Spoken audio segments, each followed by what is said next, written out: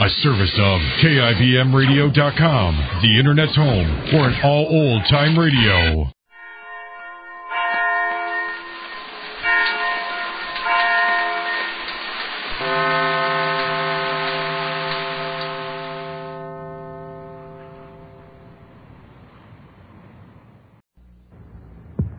Mr. District Attorney, champion of the people, defender of truth, guardian of our fundamental rights to life, liberty, and the pursuit of happiness.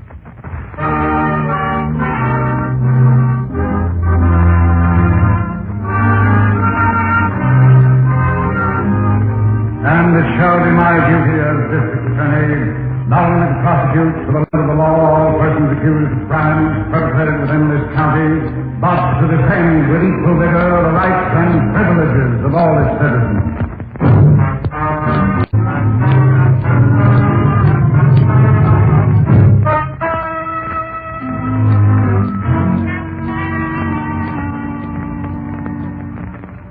As our case opens tonight, your district attorney and Harrington are seated at a council table in a hot, stuffy courtroom.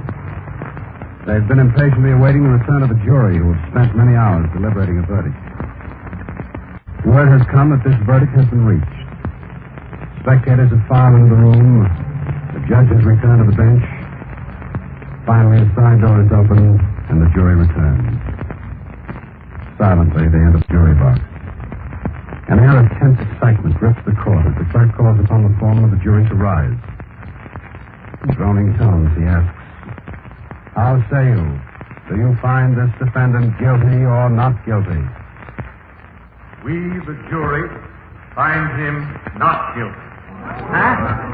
Oh, Chief, did you hear that? Yes, I heard it. Oh, what a swindle. I don't understand it. Why, a bunch of 10-year-old kids that know Stanley committed that murder. I thought we had everything we needed on this one. But evidently there was a reasonable doubt in the minds of the jurors. A reasonable doubt.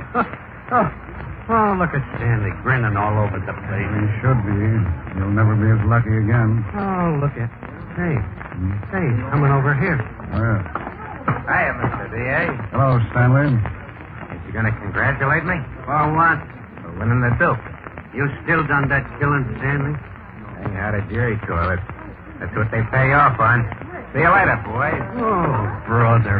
How could they let that punk off? I don't know.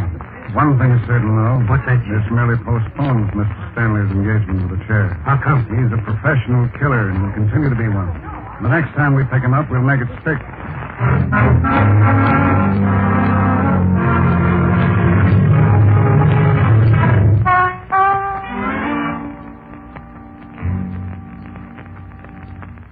Oh, Chief. Yes, Harrington. Did you see the morning papers? You mean the account of the trial? Yeah, they certainly blasted that verdict yesterday. Yes, I know. They took particular pains, though, to point out that it wasn't your fault. Well, unfortunately, that isn't much consolation. No. Excuse me, Chief. Yes, Miss Williams? There's a Mrs. Clark in the outer office. Yes. She was one of the jurors on the Stanley case. Oh, she want to see me? Yes, sir. You know, what about? I don't know. She said it's important. All right, have it to me. Yes. Wonder what this is, Chief. I don't know. You remember Mrs. Clark? Oh, yes, of course. How do you do, Mr. Clark? This is Mr. Harrington. How do you do, Mrs. Clark? Sit down, Watson. Very well. Now, what can I do for you? Well, I have something to tell you. It has to do with the trial. Yes? I feel that there's something very suspicious about the verdict. That's why I came here. Yeah, you better get your pad and pencil, Miss Miller. I have it right here. I'll take this down, Chief. Thanks. And just what are your suspicions, Mrs. Clark? Well, in the beginning, most of us believed that Stanley was guilty of the murder. But there was one man especially who insisted he wasn't. And, well, he had a lot to say about it. Yeah, who was that? Mr. Taylor, he was the foreman. Yes, I remember. He insisted that Stanley was innocent. And what did he base this on? Well, he never would give a reason. Just kept saying he knew he wasn't guilty. Well, how did he get everyone else to come around to his way of thinking? Well, the first change came when we were taken out to lunch the second day. This Mr. Taylor sat with two other men on the jury. And when we returned, well, they had changed their vote to not guilty. Did they give any reason for this change? No. These two men were more or less leaders. The changeover gradually influenced most of the others, and finally by the third day, another juror and myself were the only two who were for conviction.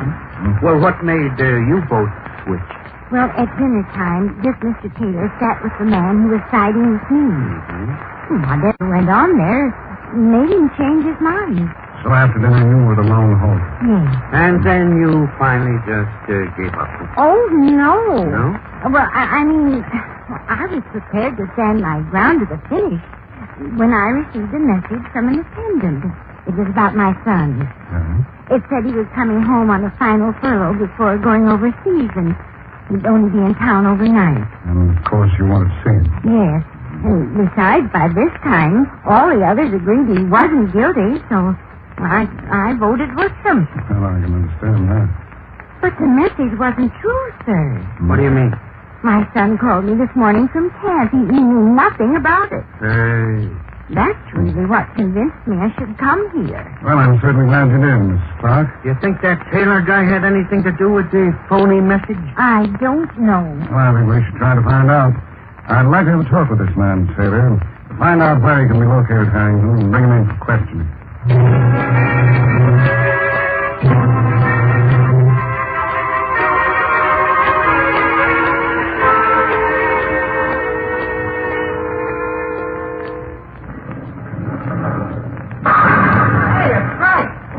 Hiya, Mr. Butler. Well, how old, Stanley? Wonder what happened to you. I kind of did a little celebrating last night. Yeah, I sort of figured you would. Come back to your office. Okay. You hungover? Yeah, a little bit. That's the first time. Well, Go ahead. thanks. Down, kid. Okay. What'll it be? Got your right. Oh, shot a ride too good. All right. I want to thank you, Mr. Butler, What? for the fix. Verdict? Yeah. Well, you killed a guy for me. The least I could do was rig a jury for you. Yeah. Drink up. Thanks. That should ease the pain. How did you ever do it? What? Swing them jury guys. The way that DA piled up points on me, I figured I was croaked. Told you I'd take care of things, didn't I? Sure, but even the mouthpiece said I didn't have a chance. You just didn't know the score, that's all. What was the game? I owned the foreman. Little fat guy? Yeah. How come? Well, he was in a pocket. He the dough. I just took care of him. What about the others? Well, he was a kind of a smart maneuver, then. How do you mean? Most people, somewhere in the past, have got something they'd rather not have brought up again. Yeah. So I had a checkmate on the jury and dug up enough on three of them to turn a little heat on. How did you get to it? Well, it seems that there's a waiter in the joint that jury aided who happened to be a friend of mine. Guy I kind of done favors for. Oh. I sent a note to him with the foreman giving him a rundown on these three guys on the jury, so he went to work on it. You really operate, Mr. Butler. That's my business. Anything can be fixed, kid. You just gotta know how, that's all. Right in here, Mr. Taylor. All right, all right. Chief, you remember this Oh, fellow? yes, of course. Hello, Mr. Taylor. How do you do? He wasn't too happy about coming over here, Chief. Naturally. I've neglected my business enough serving on that jury. But I'm sorry, but it's quite important. Sit down, kid. Very well. Harrington, did you explain to Mr. Taylor why I wanted to see him? No, Chief, I thought you could do that better than me. All right. Just what is this all about? It has to do with the verdict reached by you and your fellow jurors yesterday. Yes? We have a report from a woman named Clark. She's there with you. What about? She seemed convinced that several of the jurors were pressured into changing their views on the case. Well, that's ridiculous. Why, that woman... And Mr. Taylor, why don't you wait till you hear the whole thing?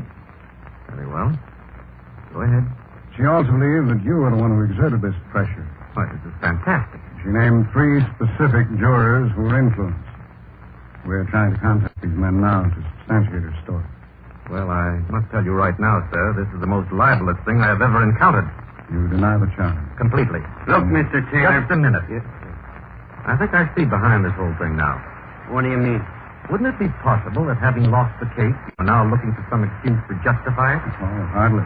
Well, it certainly appears that way. Now, just a minute. Now, wait, Harrington. Here. I called you in here, Mr. Taylor, to acquaint you with a charge that's been made. Frankly, I intend to investigate it thoroughly. So I advise you to remain available for further questioning.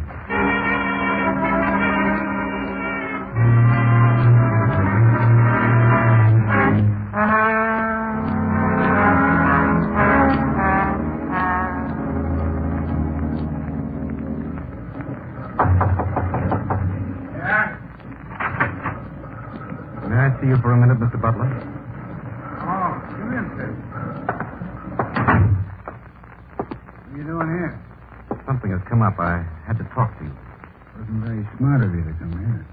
I had to. Well, what is it? I have just come from the district attorney's office. How are you doing that?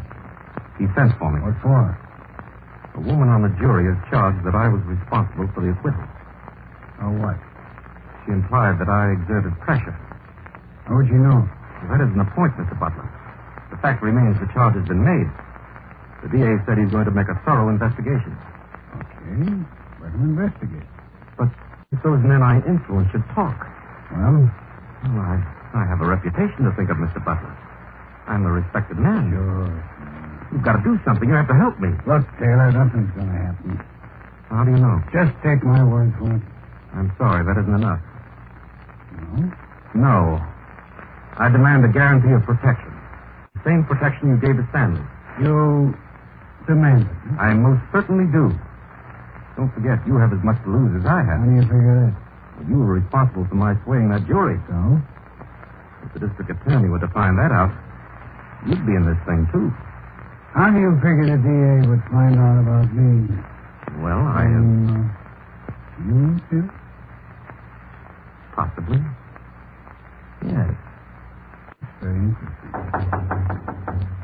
Who's that? Hey, Stanley. Come in.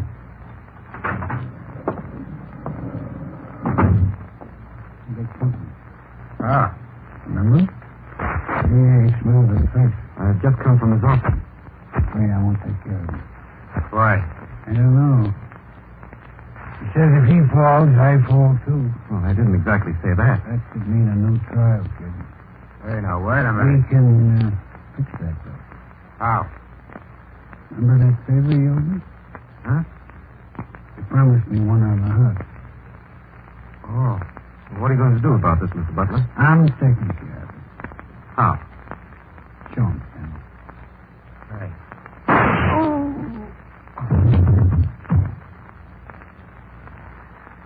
Hey, it's good to be working again.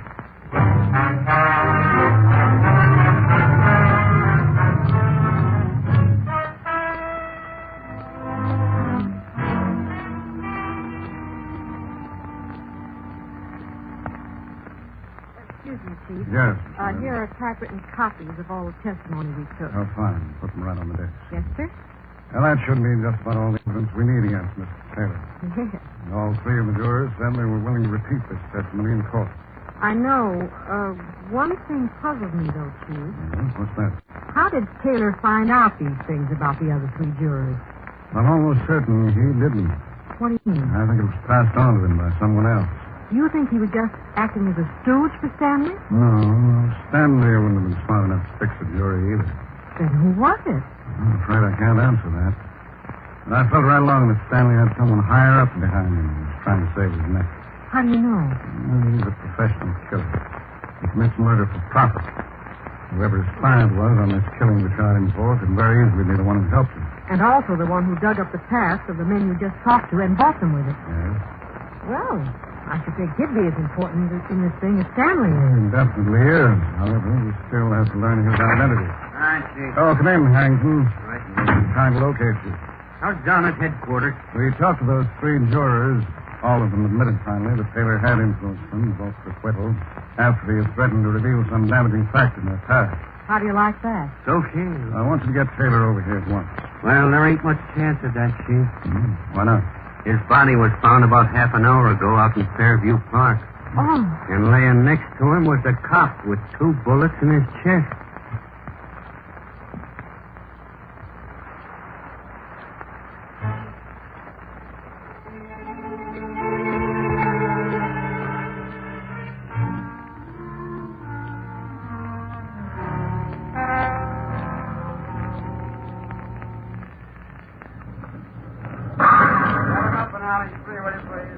Mr. Butler. Hi. Up. I've been waiting here most of the morning for you. Why? I ran into a little screw-up. What do you mean? Can I talk to you? Sure. I took Taylor's body out to Temple last night, just like we planned. Yeah? Bring him to Fairview Park. Park the car. Come out. Just as been planned, and there turns up a cop. Oh, fine. Throws one of them what's going on here routines at me. Yeah? While he's in the middle of it, I put 2 slugs in him. That wasn't very smart. What else could I do? Got a stiff with me, remember? Shooting cops is bad business, Stanley. What'd you do with Taylor's body? I dumped it beside the cop. Are you kidding? No. Oh, that's great. What do you mean? Why don't you put a label on it? I don't get it. The DA is going to mildly suspect that you killed Taylor anyway. Just figured he'd never get any proof, that's all. Finding that cop beside him is something different. They'll turn the whole force loose on you, kid. Yeah, that's okay. It ain't with me, Stanley. Get a piece of this thing, too. What do you want I should do? You better go under. Oh, now look. The only thing to do will be heat off anyway. I was just starting to operate. You do like I say. You go under and fast.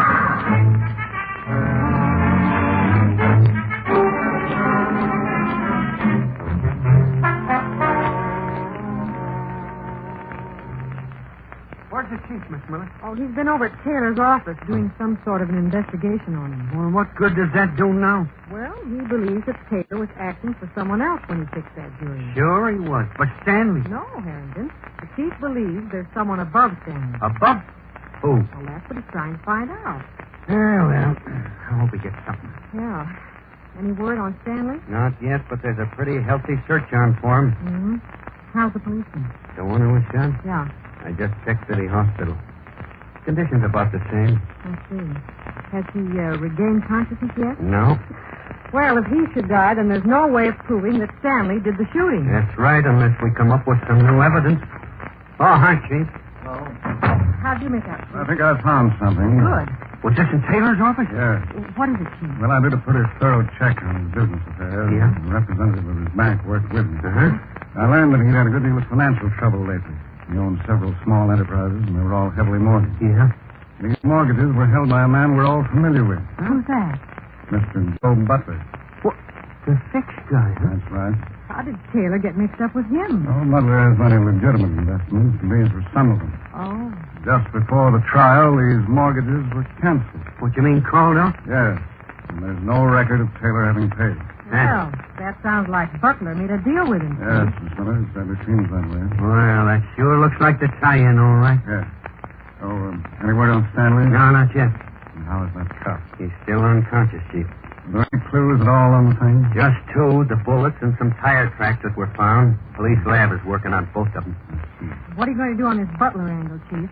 I intend to pay a call on him. When? Right now.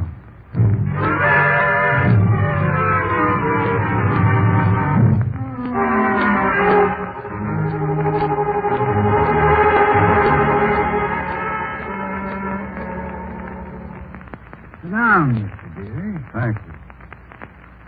Ah, this is a real surprise. Really? Yeah. What's in your mind? Murder. Well, it's okay for openers. Got anybody in mind?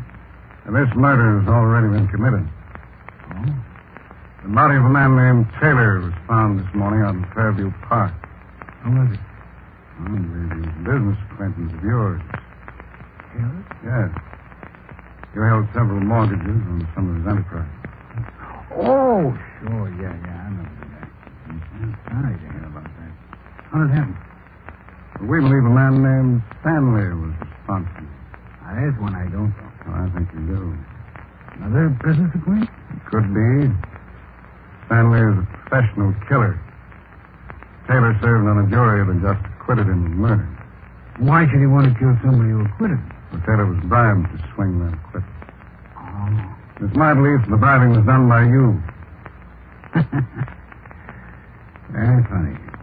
I didn't intend it to be. You know, you legal guys kill me. How's that? Everything with you is deduction. No, this is more than straight deduction. Bring your proof? I will have. How?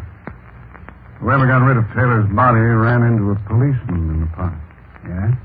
He shot the policeman. No kidding. But fortunately for us, he didn't die. The cop? That's right. Well, that is a break. He's in City Hospital right now. Still unconscious. When he comes around, he should have an interesting story to tell. Yeah. I'd like to hear it. You will. For me. On? Yeah. For you. Thank you. Hello? Oh, yes, Hank. What's that? I see. Yes, fine. I'm glad you called. Right. Goodbye. And that was another report on the officer who was shot. The doctors believe he'll be well enough to talk tomorrow. Good. I'll get in touch with you again after I've heard his report. I'll be waiting to hear from you.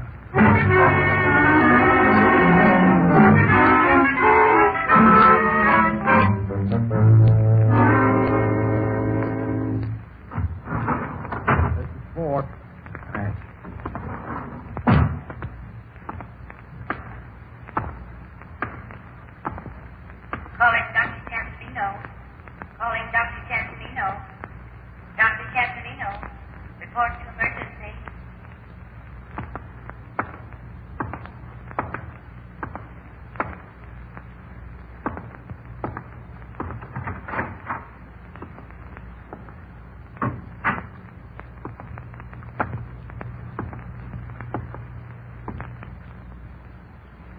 Okay, Copper.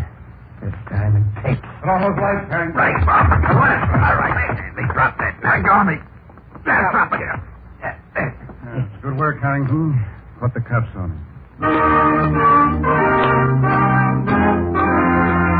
Now, here is your district attorney.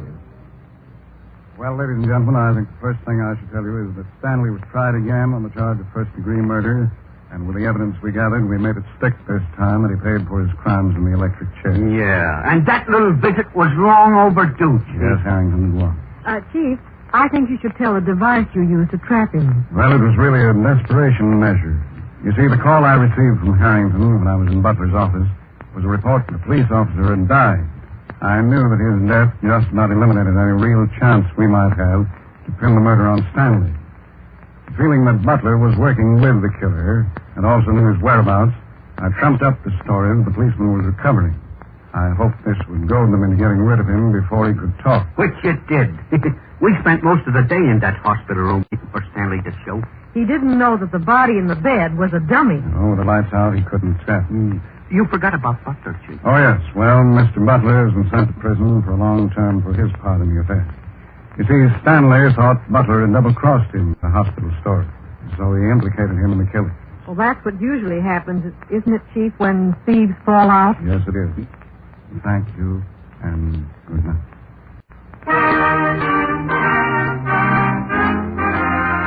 The names of all characters in tonight's dramatization are fictitious, and any resemblance to names of living persons or actual places is purely coincidental. Our stars were Jay Jostin in the title role, Len Doyle as Harrington, and Vicky Vola as Miss Miller. The music was under the direction of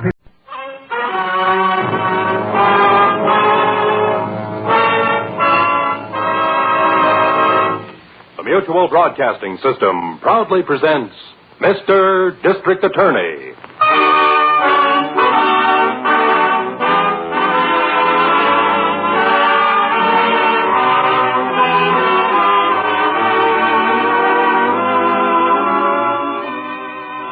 Mr. District Attorney, champion of the people, defender of truth, guardian of our fundamental rights, life, liberty, and the pursuit of happiness. Mr. District Attorney, transcribed, starring Jay Jostin in the title role, Len Doyle as Harrington, and Vicky Vola as Miss Miller. And it shall be my duty as District Attorney not only to prosecute to the limit of the law all persons accused of crimes perpetrated within this county, but to defend with equal vigor the rights and privileges of all its citizens.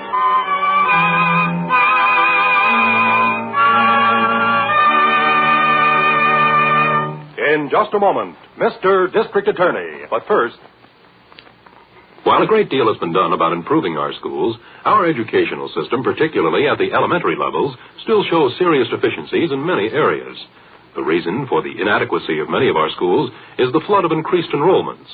Between 1953 and 1960, we may expect 1.5 million more pupils each year. It's a statistical certainty that this rise in school population will heighten the already critical shortages in schoolrooms, staff personnel, and transportation unless action is taken now. By taking an interest in our schools, we can help make sure that our towns get the best possible schools for the money expended. Good schools are vital factors in maintaining both prosperity and a high social level for the area in which they are located, as well as contributing to the prosperity and security of the nation. So, if you're a parent or interested citizen, why don't you see what you can do? Join and work with your local school board or any civic group that is trying to meet this problem. Education molds our future. Better schools build a stronger America. This message is brought to you as a public service.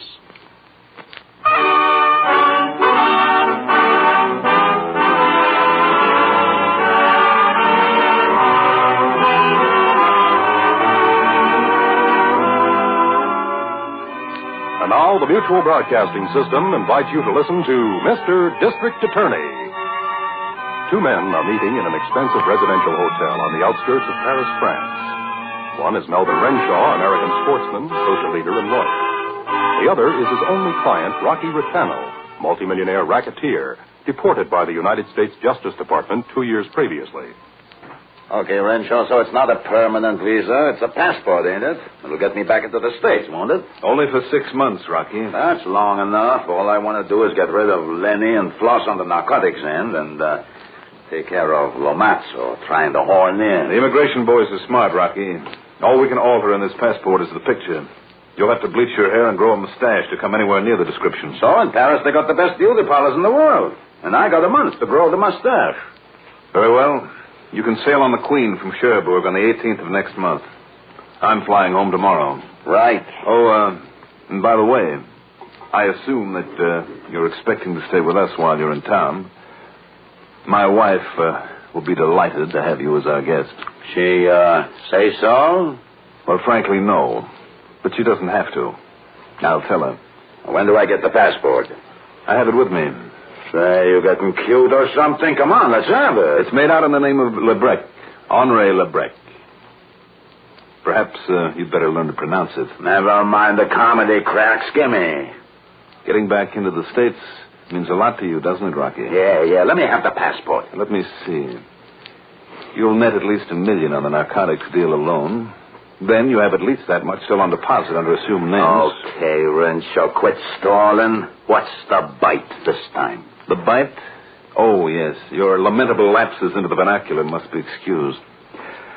However, Rocky, the bite, as you so quaintly put it, is $100,000. Just let me have it in cash. Checks are so easily traced.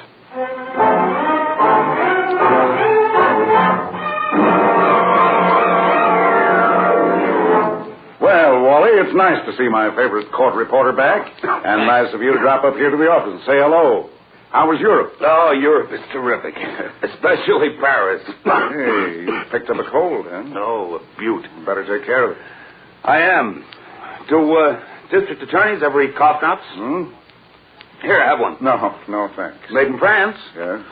Pour la malaise de la gorge. You know, it's amazing the way everybody in France speaks French, even the kids. Any sensational cases while I was away? No, not a thing new. I believe you're familiar with the situation on the waterfront. Well, that reminds me. Yeah, what? Funny thing, I ran across a guy on the Queen coming back that I can't get out of my mind. Yeah? His name was Lebrec. Lebrec? Henri Lebrec. Oh, should I know him? I don't know. I got a feeling I should. It's like trying to remember the name of a tune. Got the craziest notion I've seen him somewhere before, somewhere important. Like the Rogues Gallery.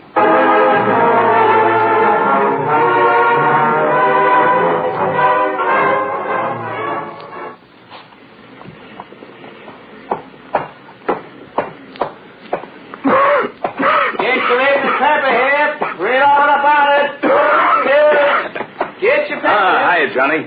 Oh, Mr. Johnson. Hi. Hey, you've been in Europe. Yeah, I got back today. Give me a news, will you? Yeah, sure thing, Mr. Johnson. Here you are. Thanks. Boy, Mr. Johnson, you sure got a cold. Yeah, you said it. I'm trying to figure if I should take it home or take it to the fight tonight. Where's the sports page in this rag? Here it is. Wow. So Melvin Renshaw has been made chairman of the boxing commission. They sure must have been hard up. Hey. What, Mr. Jansen? Melvin Renshaw. Rocky Rotano's shyster lawyer. Johnny, I remember now. Remember what? I remember the face. Here, Johnny, keep the change. I'm going to make a fast call on the chairman of the boxing commission. Who knows? I might get into a fight myself.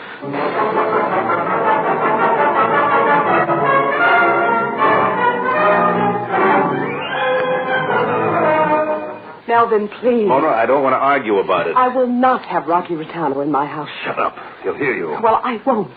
It may be your house, but Rocky bought it. He's paid for everything we've got. He's my only client, and he's staying with us for as long as he's in town. Now go get yourself another headache, or go to bed, or go somewhere. Melvin, I know you don't love me, but that man in the same house as a child Catherine's age is... Well, surely as a mother, I'm entitled to some consideration. Listen, Mona, everything you're entitled to, you've got. You've got me and this house. You wanted security, you've got it. I wanted your respectability. Now, if you expect to continue to live this way, I suggest that you make our guest stay pleasant.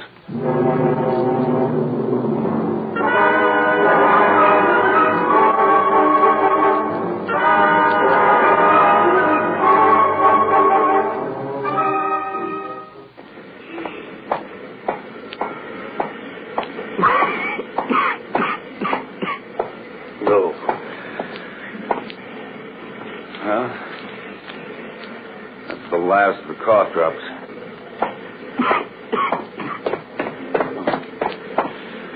I feel like dying.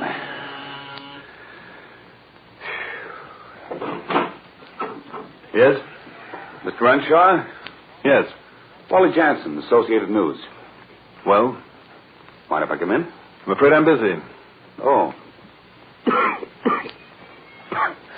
I got a terrible cold. I think I must have caught it on A deck of the Queen Elizabeth.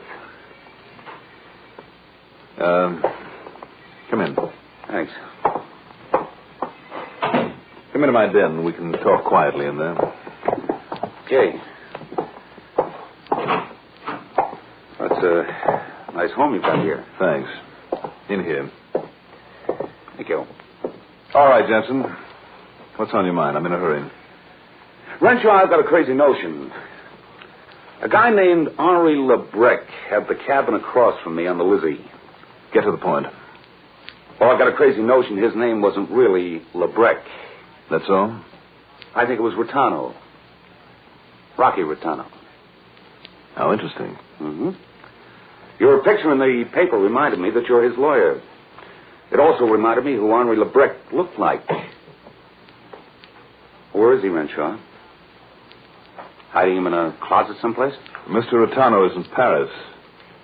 He was deported. You know that as well as I do. Oh, but he's back, isn't he? Back to reorganize the rackets, back to straighten out a few things, jack the rough boys up a bit, tighten up the waterfront. Am I right? Jansen, you're a good reporter. It's unfortunate that you can't have a longer career. Oh, now, Renshaw, no guns. I'll get Hopalong Cassidy after you. Do that. In the meantime, I'll get somebody after you. Somebody who really knows how. Rocky, come in here, will you? I always say it's silly to beat around the bush. Don't you, Jensen? Oh, so he is here. Yes. But the information won't be of much use to you. It will be to the DA's office. He's a friend of mine. Oh? A very close friend. I'm glad you told me. I heard somebody at the door, so I was staying in my room until...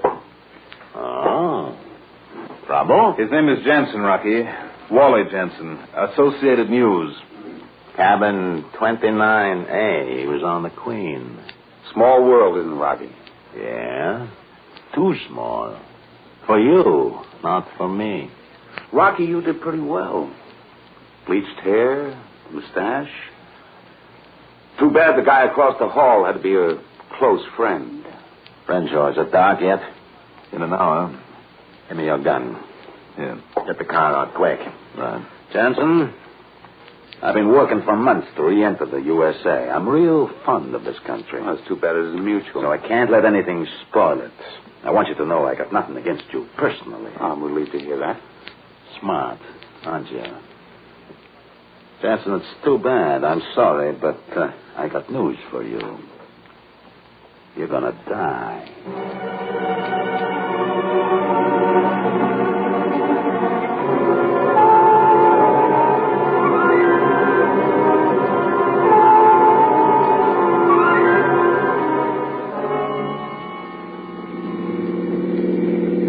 Turn at Brand Street, Renshaw. Turn out into Pier 13. I'm glad you aren't superstitious, Rocky, but let's get this over with. What are you going to do? You'll see. Listen, Rocky, this has gone far enough. You can't get away with this. The DA knows about LeBrec. Yeah? Well, he won't be around to print the story, and by that time I'll be out of the country. Just don't plan on leaving without me. I don't want to be left holding the bag. You're on your own from now on, Renshaw. If it hadn't been for you, I wouldn't be in this jam. Okay, newsboy, get out. All right, Rocky, I'm telling you. The DA's office is just waiting for something like this. He's my friend. He'll never stop till he gets you. All right. Start walking. Turn around, face the water. Now, Rocky, don't do it. Too bad. Kind of a nice guy, too.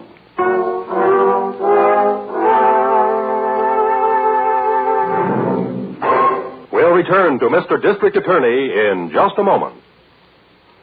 Some like it hot, with the fierce clash of man's war against crime, and some like it cold, with the dedicated purpose of a vigilant fight against evil, and some like it with a touch of the unknown, flavored with a hint of the weird and the unusual.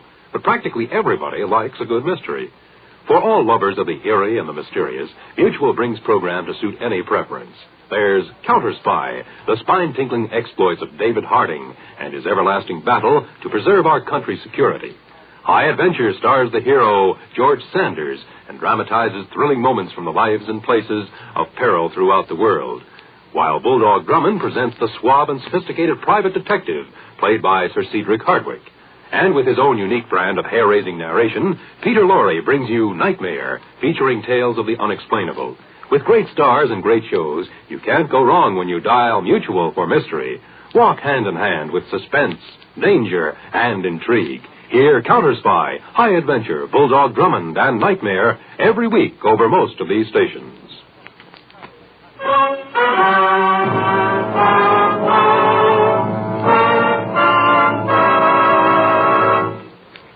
Now back to Mr. District Attorney and the case of setup for re-entry. I can't believe it. I just can't believe that anybody had killed Wally Jensen. Well, somebody has, Miss Miller. Yeah, when's the autopsy due, Chief? 2 hours, and there'll be an official report. Say, Harrington, we've got to crack this. But who would do it, Chief? Wally Jensen didn't have an enemy in the world. All court reporters have enemies, Miss Miller. Where did they find him? On some rocks under the pilings of Pier 13, near the old brewer's warehouse. Yeah, who was on the waterfront beat? O'Brien found him. He heard shots and went down to the pier to investigate. He heard Jansen moaning. By the time O'Brien fished him out of the water, he was dead. Well, didn't he say anything? He mumbled something about the rocks. I tell you, I'll get whoever did this. It was the last thing I do. This sort of thing makes me as mad as a rookie on his first beat with a gang war going on in the back alley. Jansen was a good reporter and a good friend. He never did a mean thing in his life. Oh, I'll get that, Chief. Yes, Ruth. Who? You mean Johnny, the newsboy at the corner? Mm-hmm. Well, tell him we're busy and to make it some other time, huh? Information about Jansen. What's that? All right, send Johnny in. Our amateur detective at the corner newsstand has a clue. Well, Johnny thought a lot of Wally Jansen. Yes, we all did. Yes, come in, Johnny. Hello, Mr. Harrington. Miss Miller. Hi, Johnny. Hope I'm not disturbing you. Well, Johnny, we are pretty busy. What's on your mind? Well, sir, I've got some information I think the district attorney's office ought to have. Yes, all right. Shoot.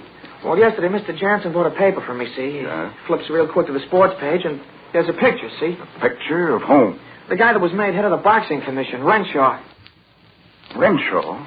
Melvin Renshaw? That's right, Chief. Well, what's the connection? Yeah, go on, Johnny, go on. Well, and Wally said something about Rocky Ritano, shyster lawyer. Rocky Ritano. Yes, anything else? Oh, yes, sir. I think Wally went to see him. Renshaw? Yes, sir. To his house? Well, he didn't say. Rocky Ritano. The biggest gangster the Crime Commission flushed out of hiding. Yeah, but, Chief, he was deported. 2 years ago. Well, it's fantastic, and yet... No, he'd never get by immigration. Not in 1,000 years. Now, Harrington, we have only one little clue, but I intend to make a case out of it. We're going up to pay an informal call on Melvin Renshaw. Right, would you, Chief? Somehow, Rocky Ritano is back in the USA.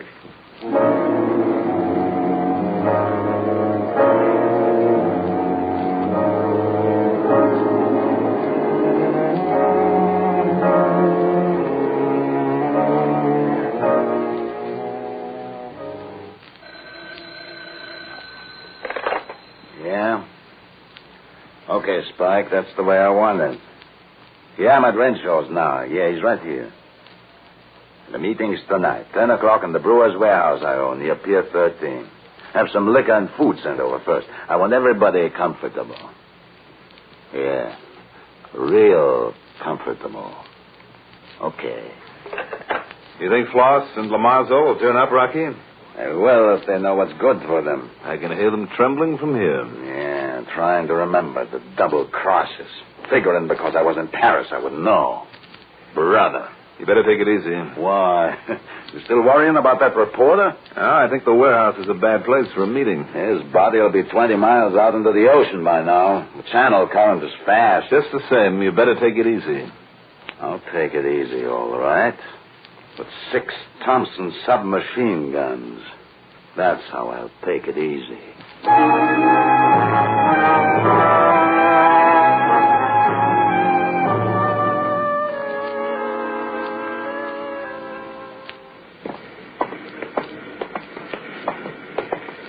That's Renshaw's house there, Harrington. Yeah, the big white one, Chief? Mm-hmm. Built and paid for on legal fees from Rocky Ritano. No decent lawyer would handle his affairs. Say, wait a minute. What? What's Here on the sidewalk. This. Oh, what's that? An empty cough drop package. Pour Lamelaise de la Gorge. Yeah, what's that? Say, this was Wally Jansen's. Come on. You don't really think Ritano will be in the house, do you, Chief? Well, if he is, he'll be sorry. Someday we'll nail the goons behind him, too. The ones that weren't deported. Yes? Oh, you must be Mrs. Renshaw, hmm? Yes, I am. Now, is your husband at home? I'm sorry he's out. Then I'd like to talk to you. I'm sorry I haven't time. You'll have to excuse me. I'm afraid I can't excuse you, Mrs. Renshaw. Here's my identification. I'm the district attorney.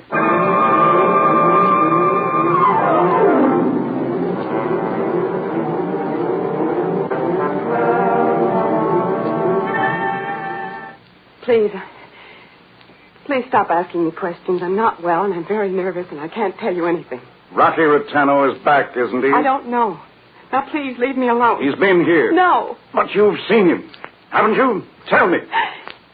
Yes. Now, stop it and leave me alone. Dear God, I wish I was dead. I have no friends, and nobody cares whether I live or die. Your little girl loves you. She cares. And we're your friends. That's right, Mrs. Renshaw. Where is he, Mrs. Renshaw? I can't. They'd kill me. Now, Mrs. Renshaw, if you tell us, I promise you that I'll take care of you. I'll put you and your little girl on the 20th floor of the Broadmoor Hospital and keep 2 policemen outside your door day and night. Only you've got to help us. Do you mean that?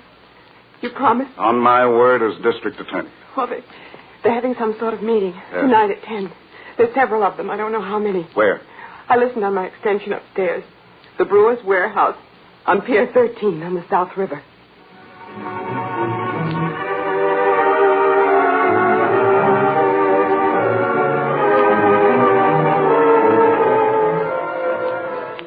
You clear on everything, Harrington? Right, Chief.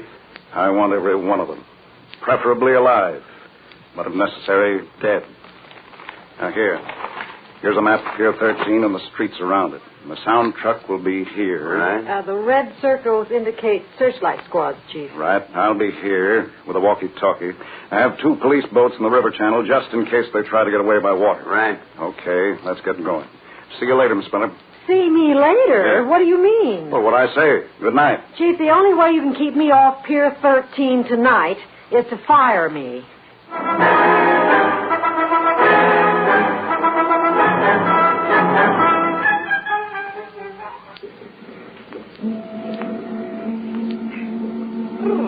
Oh, I hate the waterfront. Well, it'll be a lot cleaner when tonight's over. That's Harrington. Yes, Harrington. Road barricade on Brant Street. Okay, Chief. Check.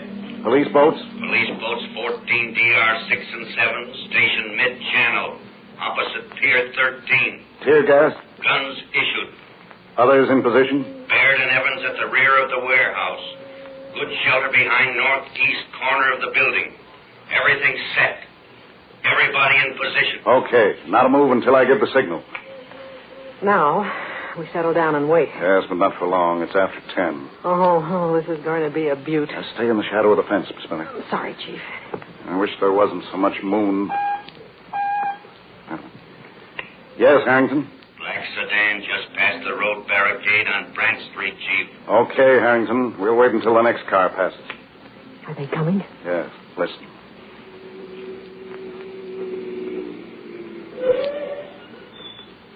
Our first guess? Mm-hmm. Keep your fingers crossed. All right. And stay in the shadows. These men are killers. Can you see? 5 of them going into the warehouse. Yes, Harrington? Second car passing Brant Street barricade, Chief. Mm-hmm. Green Cadillac. 5 men. 10 of them. Rafi Rattano's whole mob. Ready with the searchlights, Harrington. 15,000 waters. Harrington. Chief. When I switch off, connect my mic into the loudspeakers on the sound truck. Check. And just remember the Thompson submachine guns fire 600 bullets a minute. Be careful. Right. Okay, I'm switching off. Give them the lights in 5 seconds. 1, 2, 3, 4, 5.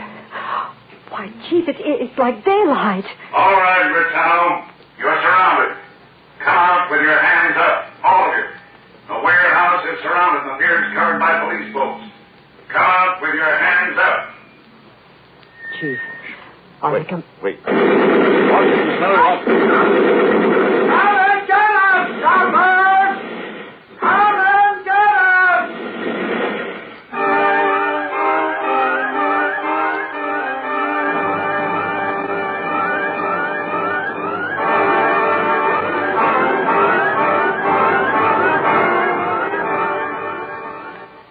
We'll return to Mr. District Attorney in just a minute. If you're a teenager or older, you can play a vital part in the defense of our country. How? By joining the Ground Observer Corps. The Ground Observers have been set up to supplement the radar defenses of our country. Due to the way radar operates, there are gaps in it that can only be eliminated by human watchers. Now, if we are not to be caught unprepared, we must act now. The Ground Observers are located on the east and west coasts and in the northern Middle West. Now, when the Ground Observer system is extended to the rest of the country, 300,000 more volunteers will be needed. Their training and time on duty are supervised by officers and airmen of the Air Defense Command. All Americans from teenage up are eligible to become sky watchers. No matter where you live, a bombing attack would affect you. If Los Angeles, Chicago, or New York were attacked, it would affect every farmer in North Dakota and miner in Montana. So why don't you join the Ground Observer Corps? Write or telephone your nearest Civil Defense Center or write to the Ground Observer Corps, Air Force, Washington, D.C. This message is brought to you as a public service.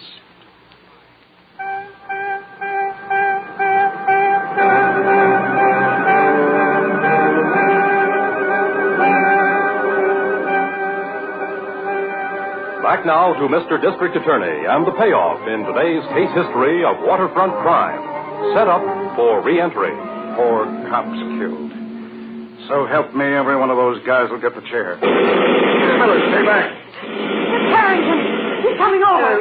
Right under their guns, he's coming over. Fool, what's the matter with him? Is he gone straight? They hit the sound truck and broke the equipment. I wasn't receiving you. Well, I'll try the police boat. Police boat 14 DR6. Can you hear me? He's not receiving you. Oh, they couldn't have gotten the boats, could they, Harrington? No, they were firing away from the water.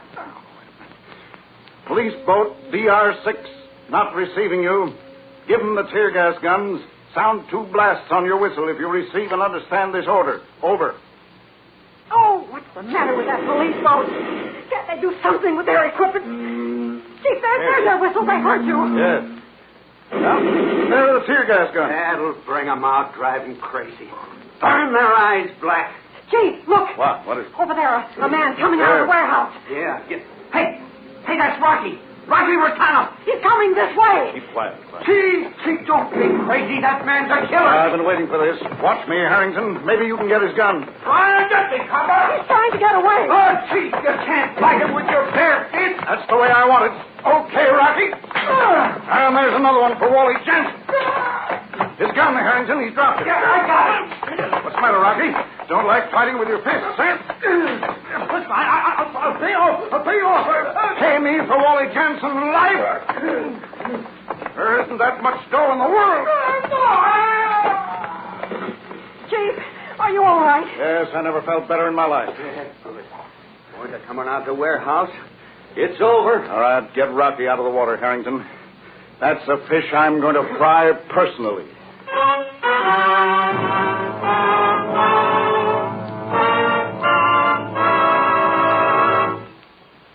In a moment, a final report from Mr. District Attorney.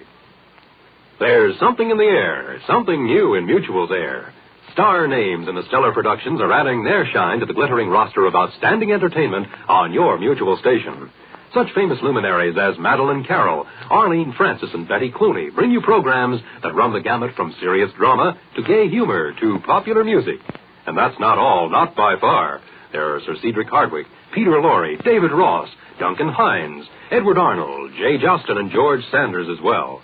So many stars, it's almost breathtaking. And you'll find the kind of programming they bring you is breathtakingly different, too. Their shows on Mutual are new in many ways. You'll find they add a brand new slant to your concepts of entertainment. But that's not all, either. Your own favorite time-tested stories and characters are not neglected. Some of the most famous fiction creations that ever saw the light of day bring you their ever-popular kinds of listening pleasure.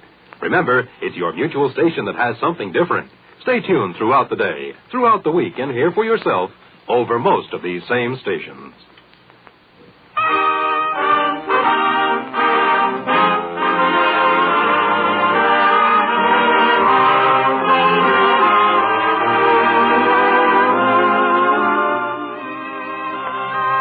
Ladies and gentlemen, every member of the Rotano gang was captured. As a result, one of the most vicious narcotic strings in the country was broken. Rocky was convicted and sent to the electric chair for Wally Jensen's murder, leaving Mrs. Renshaw free at last to bring up her little daughter in dignity and security.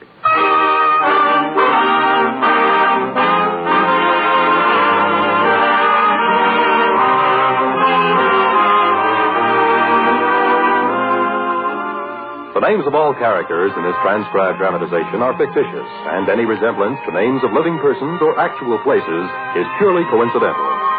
Our stars were Jay Jostin in the title role, Len Goyle as Harrington, and Vicky Vola as Miss Miller. Mr. District Attorney was produced by Bernard L. Schubert, written by Harry Junkin, and directed by Leslie Harris. Mr. District Attorney was originated by Phillips H. Lord. Ed Ladd speaking. This is the Mutual Broadcast. IPANA presents Mr. District Attorney, champion of the people, defender of truth, guardian of our fundamental rights to life, liberty, and the pursuit of happiness.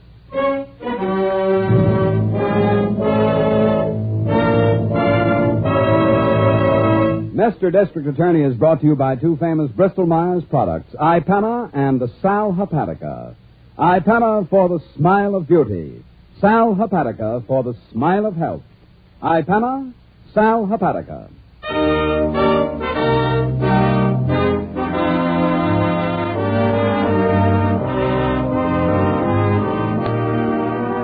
And it shall be my duty as District Attorney not only to prosecute to the limit of the law all persons accused of crimes perpetrated within this county, but to defend with equal vigor the rights and privileges of all its citizens.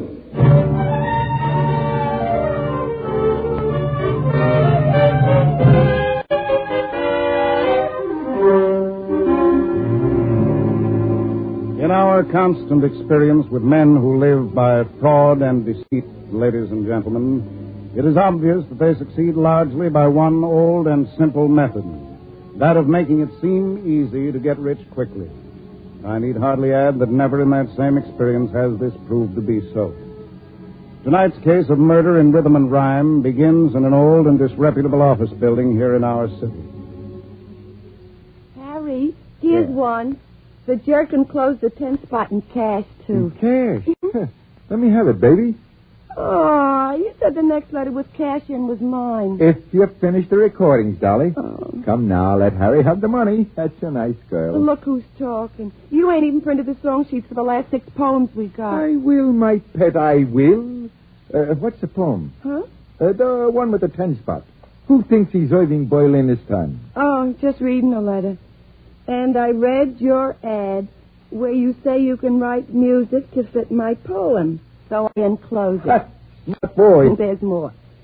Also, where you say in the ad, you will send me a record of my song as sung by an international star of stage and screen. That's me, Buster. Yeah, he didn't send for the signed copy, did he? Oh, there ain't no extra $2 if that's what you're looking for. Oh. Oh, brother, get a load of the title. On the poem? Yeah. Granny's making cornbread up yonder tonight. Oh, no. Granny's doing what, Pat? Making cornbread, whatever that is. Let's see now. Boom. Granny's making biscuits tonight. Boom, boom. Cornbread. Cornbread tonight. Boom, boom. What's the rest of it? What do you care? We'll use the same tune we always do. Yeah. Who's that? Well, how should I know? One answer? You go, Dolly. Whoever it is, get rid of him. That's a help. I'm not here, Dolly. All right? All right, go on. Duck in the back room. Hello. Excuse me. Is this the Great White Wave Music Publishing Company? Yeah, it is. What can I do you for? Well, I beg your pardon, Out with it, chum. I'm a busy girl. Hey, wait a minute. If that stinking Sam Denver sent you, we can fly a kite for his dough. Sam Denver? Yeah, the bookie. Or did you come? Wait a second. What do you want, huh? Why, I sent you my poems. I'm Tim Newton. You're who? Tim Newton. I have Mr. Madison's letter right here. Oh, I see. Oh, you're a customer. Huh? Oh, gee. Excuse me for living. I thought you were somebody else. Have I come to the right place? Ah, you sure have, Mr. Newton. Come right in.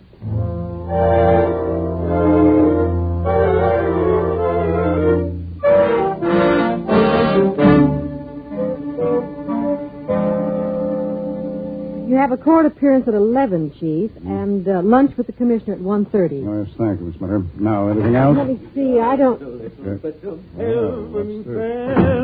Come out, morning, Chief. Morning, little Colleen. Little what? Yes, I don't believe I quite caught that, Harrington. Sure, you're not knowing what day it is, Chief. Day? Well, let me see. March 17th, isn't it, Miss Miller? Wednesday, Chief. Wednesday. Ah, Miss Miller, look. Look at my necktie now. What color is it?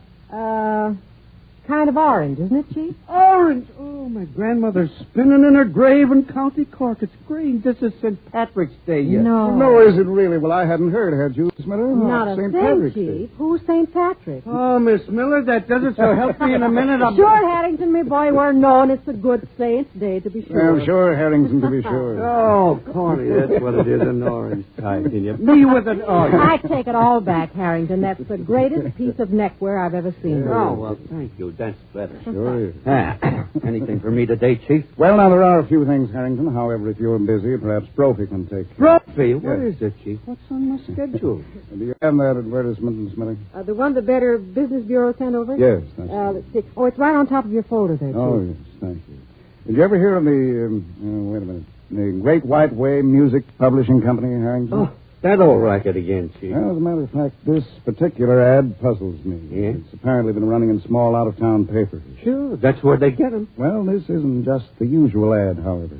Now, this one says that for a service fee of $10, they'll write music to fit your poem, send you a copy of the published song, and what was the rest of it, Miss Miller? Send it to a nationwide radio network. Yeah, I remember that, That's Chief. right, that's right. Oh, and finally, you get a phonograph recording of your song made by an... let's see, where's that wording? Oh, here. Made by an internationally famous star of stage and screen. Boy, that's some $10 worth. That's my impression, too. You know, it's strange how one of these crops up every so often. You'd think people would learn. Oh, not poets, Chief. No. I have a cousin who sends me his latest masterpieces every week. Sure, and that's how these bums stay in business. Yes, well, let's put this one out of business, Harrington. Check on it, will you, and let me know.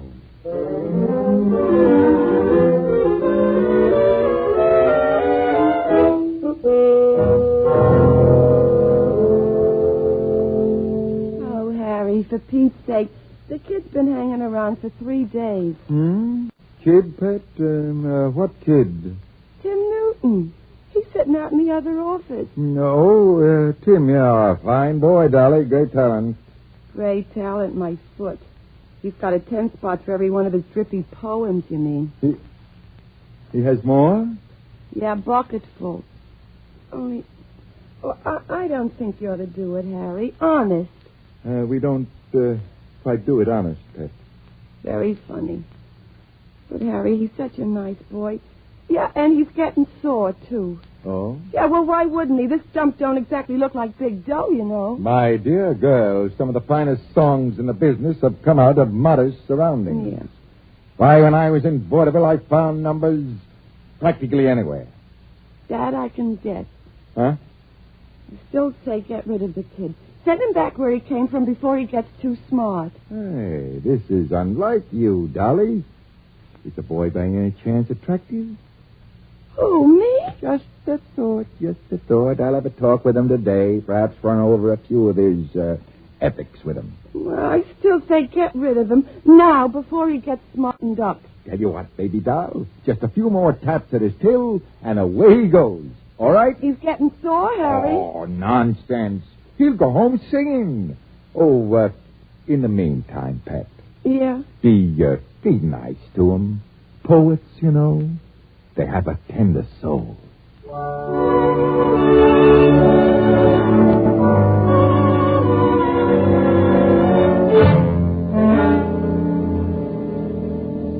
Well, I guess that about cleans up my little black book, Chief.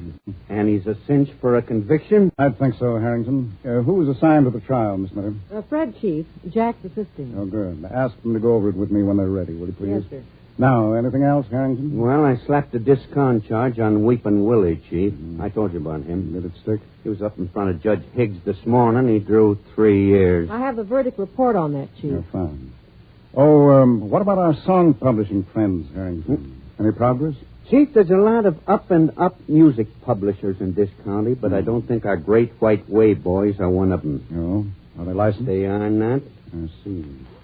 Who's running the show? Well, as near as I can get it, Chief, a guy named Harry Madison. Yeah, one of the boys that helped kill Vaudeville.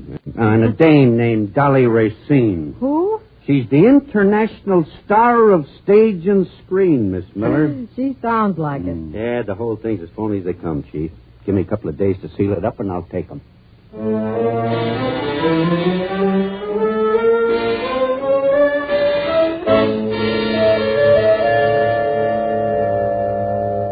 Now, my boy, let's just get a few kinks ironed out here, and we'll be all set. Just read me the first line again. Not today, Harry. I'm tired. Nonsense. Now, Tim. The catfish are a-biting down in Honeysuckle Bay. They'll do it every time. That's the first line, Miss Racine. Like I said, I wrote this one when I was fishing. No. Yeah. Did you hear that, Dolly? Yeah. An outdoor song. Woodsy stuff. Goes over big, my boy. You think so, Mr. Madison? Think? Why, no. Now, we'll just get the old piano warmed up, and we'll let it go. We got to do it now, Harry? No time like the present, Dolly. Got the recording machine on? Wait a second. You make records on that? Finest equipment in the world, my boy. Made it myself. Ready, Dolly? Give me the words. Oh, here they are, Miss Racine, on my manuscript. All set? 1, 2. The catfish are a-biting down in Honeysuckle Bay. The moon's a feather pillow on which my head to lay. Not now, son. Go on, Dolly. But you've got the wrong tune, Mr. Madison. What do you mean, the wrong tune? Well, that's the tune you used before, remember? My poem about the way the sun shines on the cornfield? My dear young man, I never use the same melody twice. But that's the same one, though, and I think it sounds like the other ones, too. Harry. Never mind, Dolly. Look, son, I've been turning out hits since before you were born. I know music. Oh, I know that, Mr. Madison. Good. Now, shall we make the record, Dolly? Now. Not with that tune, Mr. Madison. That ain't fair. Harry, maybe we ought... Stay out of this, pet. What isn't fair, my boy? Using the same tune for all my poems. I've been thinking, Mr. Madison, you ain't just playing square about this thing. Uh-huh. Dolly, be quiet.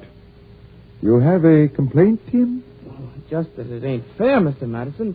You say in the ad you write special music for my words. Go on. But you don't.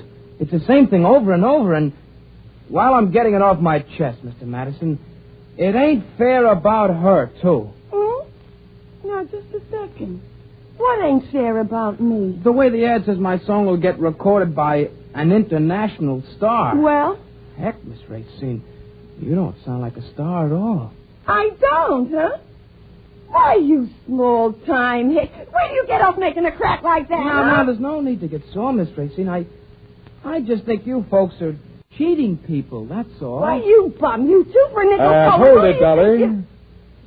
All right, young man. You're dissatisfied with our service? We will give you your $10 back. Oh, it ain't that, Mr. Madison. No, I insist. Get him $10, Dolly. No, don't do that, Miss Racine. It ain't the money so much, it's the principle of the thing. It's what? Cheating folks this way. That's a phone you got there? Phone? What for? It ain't easy to get me mad, Mr. Madison, but you got no right making people out fools this way. Who are you calling? Policeman. Harry! I figure we can just sit down and have a little talk about this, Mr. Madison.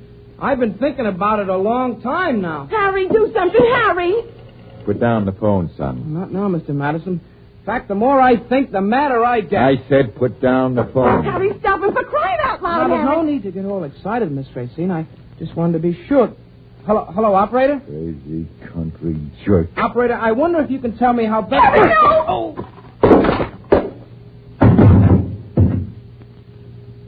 Gee, Harry. You knocked him cold. Dumb pluck. Pick up the phone, Dolly. Yeah. What'd you hit him with? Just a paperweight. He'll come around. Pick up the phone. Yeah. Crazy kid. Now what'll we tell him? Oh, I'll get rid of him somehow. What's the matter? Hey, Harry. This is Tim Newton. What?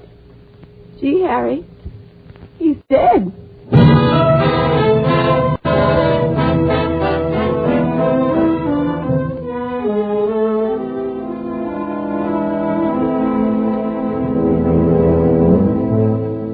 Tim Newton, amateur poet, would-be songwriter, dead.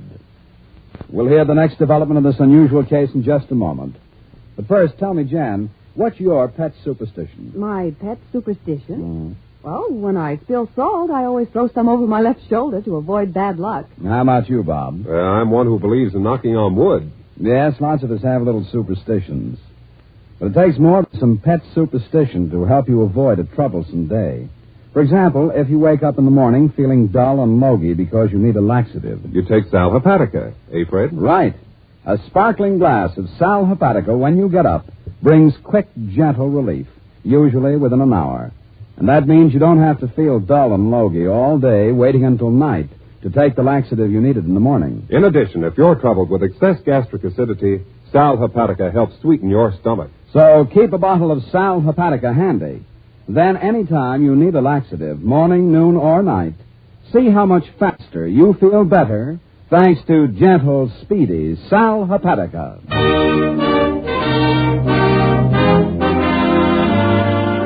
And now back to Mr. District Attorney.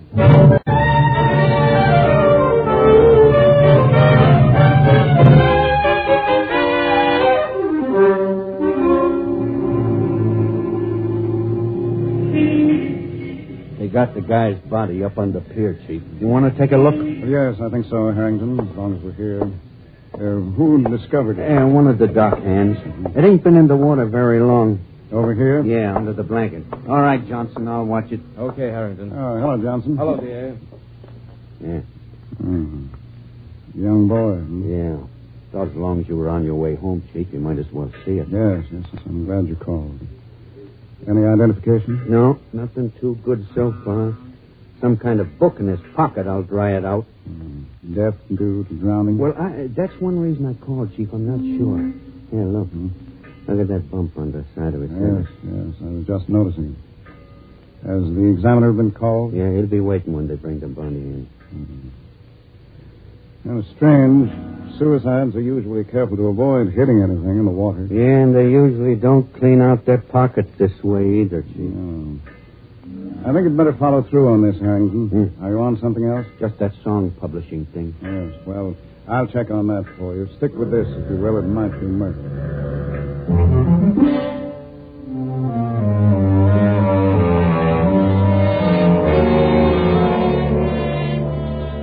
Dolly, you gotta stop thinking about it. It's done. Forget it. But you killed him, Harry. Gee, I never meant for nothing like that to happen. Neither did I, but it's done, ain't it? Now we just gotta be sure everything is covered up. But what about his hometown? They'll know he came to see us.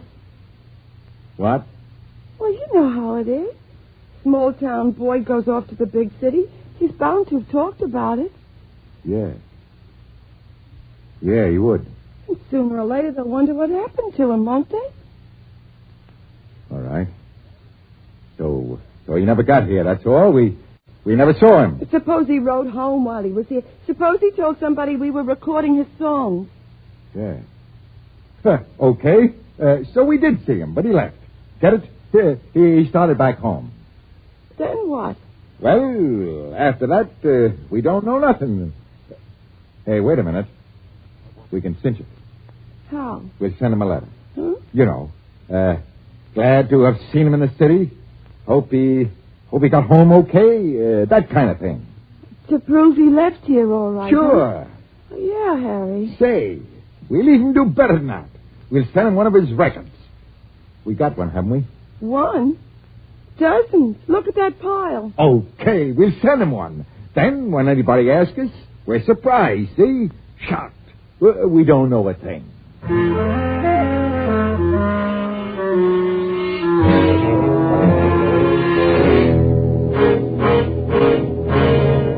Chief? Yes. Harrington. Yes, Harrington. What is it?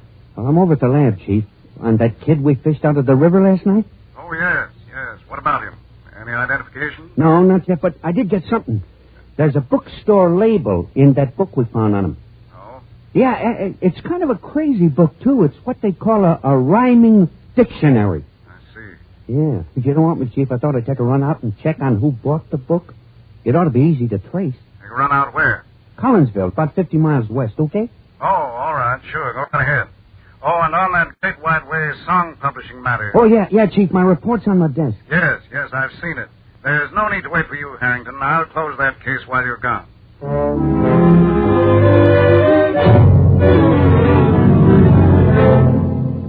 How much mail, Dolly? Did you pick it up? 22 letters. Well, we're doing better. Much better. Harry. Yes, Pet? Harry, I was thinking, couldn't we quit? Well, maybe just for a while, even. Quit? When we're getting 22 letters a day? We don't get that many every day. Besides, well, it seems kind of low. Huh? Like he said that night, like cheating people. Dolly, some people were meant to be cheated. Besides, we do what we promise them. I print a copy of their song for them, don't I? Yeah. Well. One copy. Same as the gag about sending one to a radio network. Okay, who says anything about what the network does with the song? We send it. That's the big thing. Oh, I don't know. Maybe it's just me. You'll be fine, Pet. See who's there. I guess so. Maybe I think too much. That I doubt, Pet. Oh, I beg your pardon. Is this the Great White Way Music Publishing Company? It is. Good. My name is Howard, James Porter Howard. Yeah? Oh, permit me to introduce myself, sir. Howard, James Porter Howard. So, what's the trouble? Trouble? Why, my dear Mr. Madison's the name, My chum. dear Mr. Madison, there's no trouble. Not now. You see, sir, I have brought you my poem. Oh, you write poetry. Oh, I do indeed. Yes, indeed. And you, I understand, have been favored by the other muse? How's that again? Well, in short, my verses, your music. Together, a fortune. Am I not right? Look, Mr. Howard, before you get unwound, there's a fee goes with this kind of thing, you know. Naturally. I've read your advertisement, Mr. Madison. That's why I'm here. Now, come then, can't we do business? Well, sit down, Mr. Howard. Thank you. Take off your coat. Thank you. Get the man a chair, Dolly. Huh? Oh, sure. And dust it off. Yes, sir. We can do business just fine.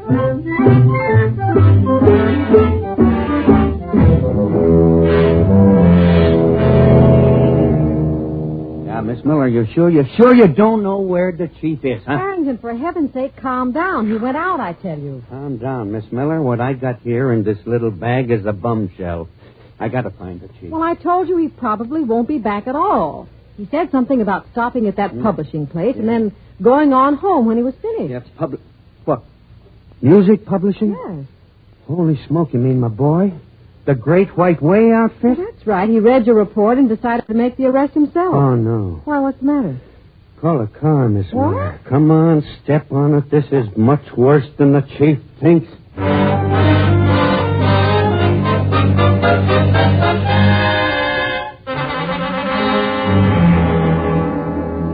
You have it right, Mr. Howard. Yes? For $10, I write music to fit your poem. And I'll give you a printed copy. Well, imagine that. Yeah, and a recording, Mr. Howard. Yes. We guarantee to send it to a big radio network. But I am delighted. Hey, you'll take my $10 now? What? Sure. Makes everything easy to keep track of. Yes, here you are, sir. Thank you, Mr. Howard. And thank you. That does it. I think you're both for arrest. Arrest? Hey, that's right. Hey, what kind of...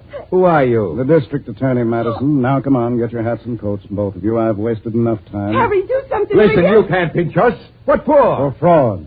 Now, do you come downstairs, or should I ask one of the officers? Oh, Come now, on. wait a minute. But, Harrington. You all right? All right. Why, of course, Miss Miller. Why shouldn't I be? Hey, now, listen. Talk to him, Harry, please. Chief, you pinched him? That's right, Harrington, for fraud. Yeah, well, you can change it if you want to, Chief, to murder. Murder? No, Harry, don't let him. Shut up, Dolly. Chief, it's true. Look, Harrington, there's a phonograph Oh, right yeah. over here. Have you got a minute, Chief? This Sure. record is really hot. Can you work it, Miss Miller? Sure, it's easy, Harrington. Now, just let me get the record. No, just a second. You can't bust in here like Quiet, that. Madison. You're already under arrest. All right, go on, Harrington. Let's hear that Listen to record. this, Chief. Yeah, just the last part will do it, Miss Miller. Okay. Gee, Harry, you knocked him cold. Dumb cluck. Pick up the phone, Dolly. Stand still, you two. Yeah. What'd you hit him with? Just a paperweight. He'll come around. Pick up the phone. Yeah. Crazy kid. Now what'll we tell him? Oh, I'll get rid of him somehow. What's the matter? Hey, Harry. This Tim Newton. Where do you hear this, Chief? What? Gee, Harry. He's dead. Heard enough, Chief? Yes, plenty. Turn it off, Miss Miller. Harry, no, do something, Harry. Sorry, Harry, Dolly. I'm afraid the two of you have already done quite enough. Come on, Harrington, let's go.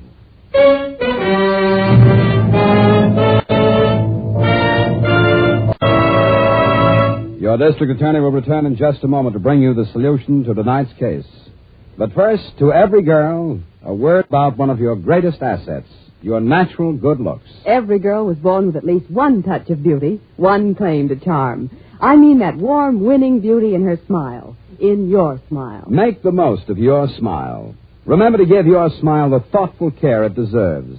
Remember that iPana toothpaste is good for your smile. Remember the fact. According to a nationwide survey, dentists recommend iPana 2-to-1 over any other dentifrice.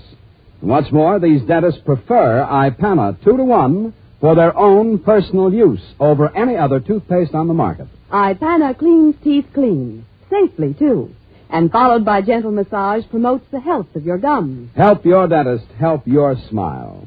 Begin now getting your iPana Smile. Taste the freshness, feel the cleanness, see the sparkle. See how you look with an iPana Smile. Just try iPana. iPana toothpaste. Now here is your district attorney. I'm happy to report that with Harrington's unusual evidence against them, ladies and gentlemen, Harry Madison and Dolly will pay the full penalty demanded for the murder of Tim Newton. That was certainly something, wasn't it, Harrington? Routine, Miss Miller. After the medical examiner said Tim Newton died from a blow on the head, I started to follow up the lead. Yes, the label on his rhyming dictionary took you out to his hometown, didn't it, Harrington? That's right, Chief. It was easy to trace the dictionary to him because it was the only one they'd sold in years. And then while you were there getting the whole story, that recording arrived addressed to him in the mail. Sure, of course we had a pretty good case without it, Miss Miller. But the record sure clinched the deal. Yes, I'll say it did. As we know now, Dolly didn't turn off the recording machine at the time of Tim Newton's death. Yes, and what's worse, she sent that same record in the mail, thinking it was just another one of his songs. Boy, oh boy, I guess they never learned. The old battle goes right on. That's right, Harrington. And speaking of battles, I wonder how many people realize that there are thousands of our boys still overseas on occupation duty. Many also on duty here at home. Yes, that's quite right, Miss Miller. And just as in past years, we can show our appreciation for the job they're doing through our Red Cross. Wherever American forces are stationed, our Red Cross is on duty, helping them with personal and family problems, lending a friendly hand in military hospitals, too. That's a pretty big job, isn't it, Chief? Yes, a tremendous job. One that will need the support of all of us. And it's another reason, friends, why your contribution to the Red Cross right now is so important. Give and give generously to your local Red Cross drive. Remember, as our president says, many times a year the people turn to the Red Cross. And once a year the Red Cross turns to the people. And that time is now. Right. Oh, Chief, what about next week? Well, next week, ladies and gentlemen, our story concerns a man and his love for his daughter. It's a tremendously dramatic story I'm sure you'll enjoy. It's the case of the grand old man. And I cordially invite you to join us for it. And so until then, thank you and good night.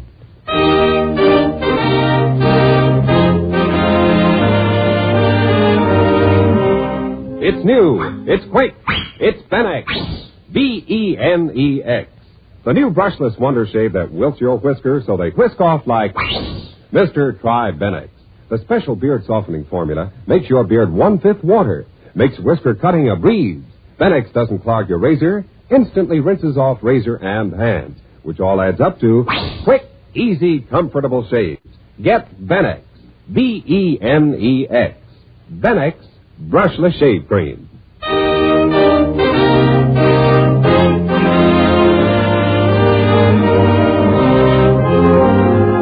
The names of all characters in tonight's dramatization are fictitious, and any resemblance to names of living persons or actual places is purely coincidental. Our stars were Jay Justin in the title role, Len Doyle as Harrington, and Vicky Vola as Miss Miller. The music was under the direction of Peter Van Steeden. The program is produced and directed by Edward A. Byron and written by Robert Shaw. Mr. District Attorney was originated by Philip H. Lord. Remember, Ipana for the smile of beauty, Sal Hepatica for the smile of health. Bristol Myers invites you to tune in again next week for Duffy's Tavern and Mr. District Attorney.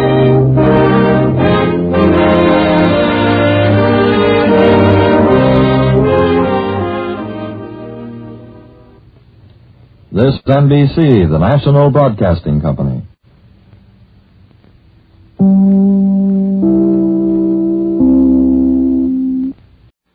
Ipana Toothpaste and Sal Hepatica present Mr. District Attorney, champion of the people, defender of truth, guardian of our fundamental rights to life, liberty, and the pursuit of happiness.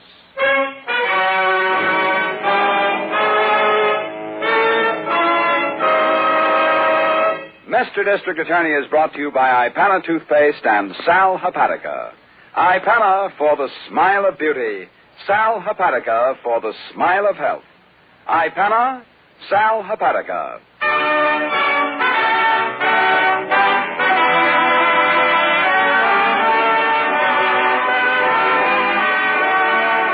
And in sharing my duty as District Attorney, now I prosecute to the limits of the law all persons accused of crimes perpetrated within this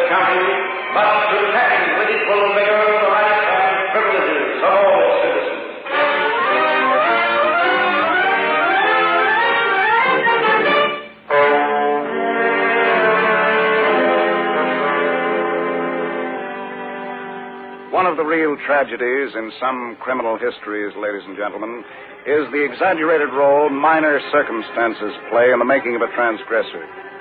In tonight's unusual case of spring fever, for example, it is apparent that insignificant factors, a mood, a normal impatient yearning for success, and a spring night, all combine to help make a criminal.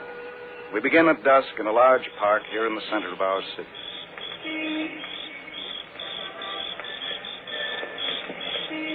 Nicky, Yeah. feel the grass. Oh, isn't it wonderful? Huh? When you run your hand through it, I mean, it's almost like velvet. You'll catch cold lying on the ground like this, Mary. No, I won't. Couldn't on a night like this. The city seems a million miles away.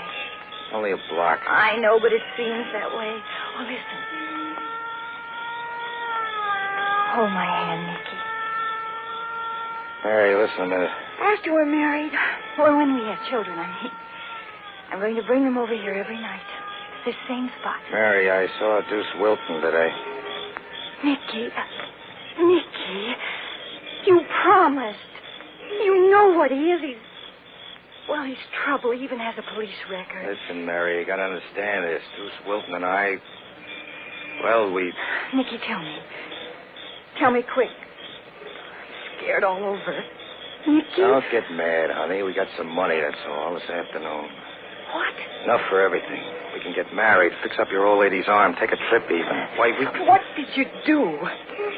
Tell me, Nicky. Tell me now. We stuck up a filling station. Oh. Well? Is there more, Nick? I want to know it all. More? What else, Nick?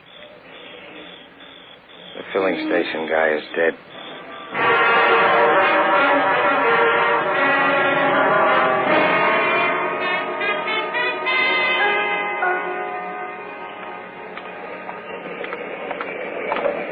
All right, Brophy. String that line along the driveway. Yeah, that's right. Okay, Chief. About Harrington? Well, we got the ropes up, Chief. This whole side of the gas station is closed to traffic. Oh, good.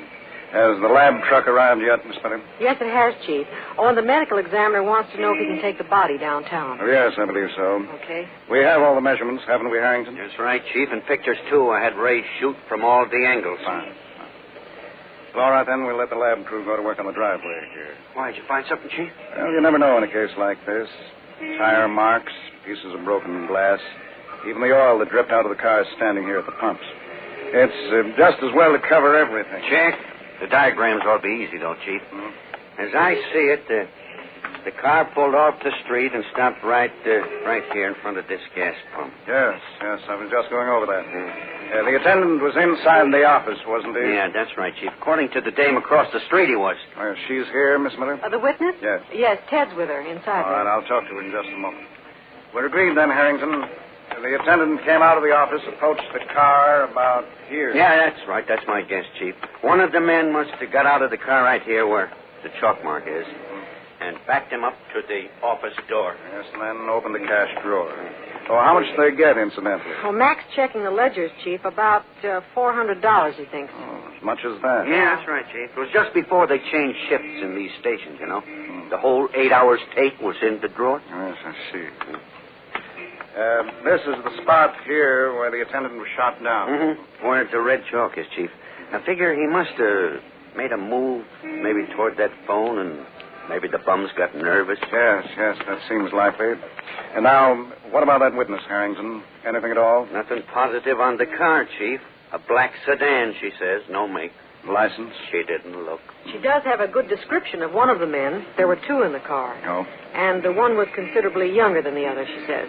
Well, let's get her story then, Harrington. I want to know where she was standing, what she saw, and, oh, yes, if she can point out either of the men in the file. Well, she's waiting, Chief. Good. We'll get right down to work.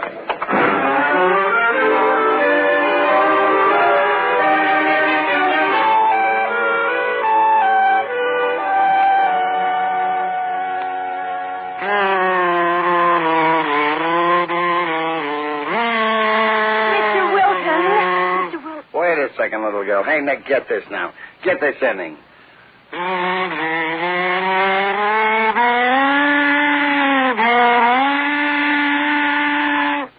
It's swell, Deuce.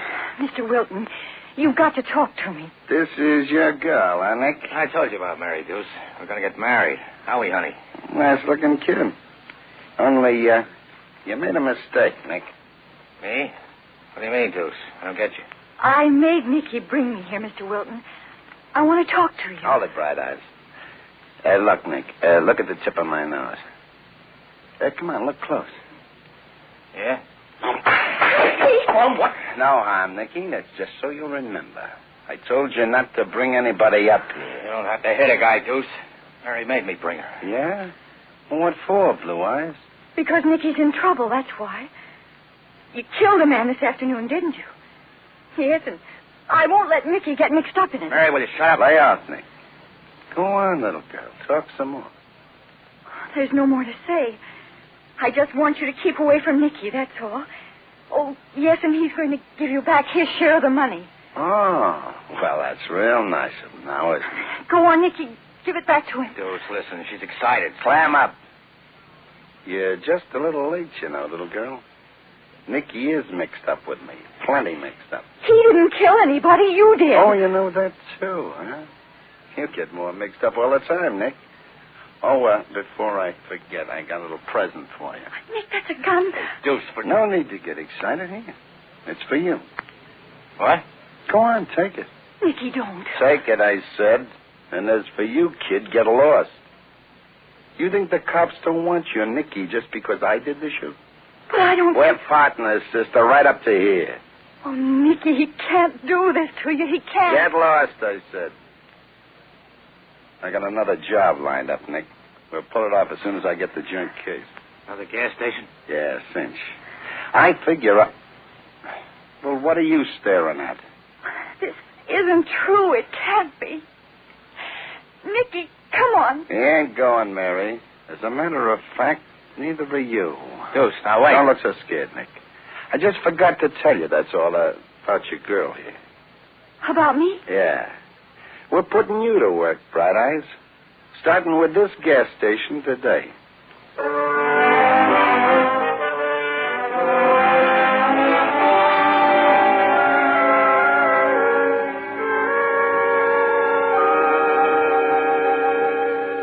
You put on an alert, Harrington? Citywide, Chief. It was on the wire at noon. Good. We may be wrong, of course, but if experience is ripe, this pair will try another job and soon. Sure, Chief. Like that gang a few weeks back, they knocked over 4 liquor stores, and the 5th one, we nailed it. Yes, I was thinking of that. Or the Garrettson couple. Oh, yeah, John and Kay. Same thing, Chief. They specialized in bus drivers. Excuse me. Yes. That artist is here with the first draft. Oh, thank you, Miss Miller. Ask him to wait. Honest, Chief? What's more? Well, it's the usual. I had one of the men in the drafting room talk to that witness. He's doing a sketch from her description. Oh, good. Everything helps, Chief. Me, I'll just keep looking for bums around filling stations. Yes. Hello? Well, the woman's hazy on some important details, but I thought we'd try her on a few sketches before we go any further. All right. Then there are the lab reports from the filling station itself. All right. I'll go over those this afternoon. Say, Chief? Yes, Miss Miller, what is it? That was the 19th precinct. Yes? They just got a report on the Green Top filling station in their district. Yeah, what report, Miss Miller? Oh, it's not a holdup, Harrington. But the station attendant was warned this morning. They all were. Well, for Pete's sake, will you get to the point? Well, I'm trying to, Harrington. This attendant says a man has been hanging around his station since noon. Harrington. I got you, Chief. If that joint's going to be cased, we're in.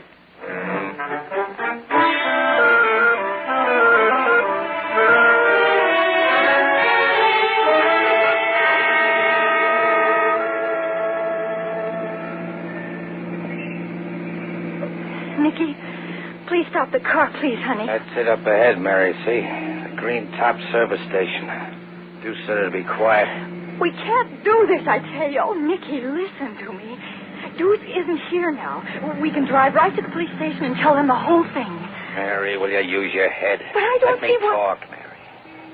We can park here a minute. I still say Maybe there's nothing we can do. Don't you understand that? If I go to the cops now, Deuce will say I was with him on the other job. But they might make allowances. Will you listen to me?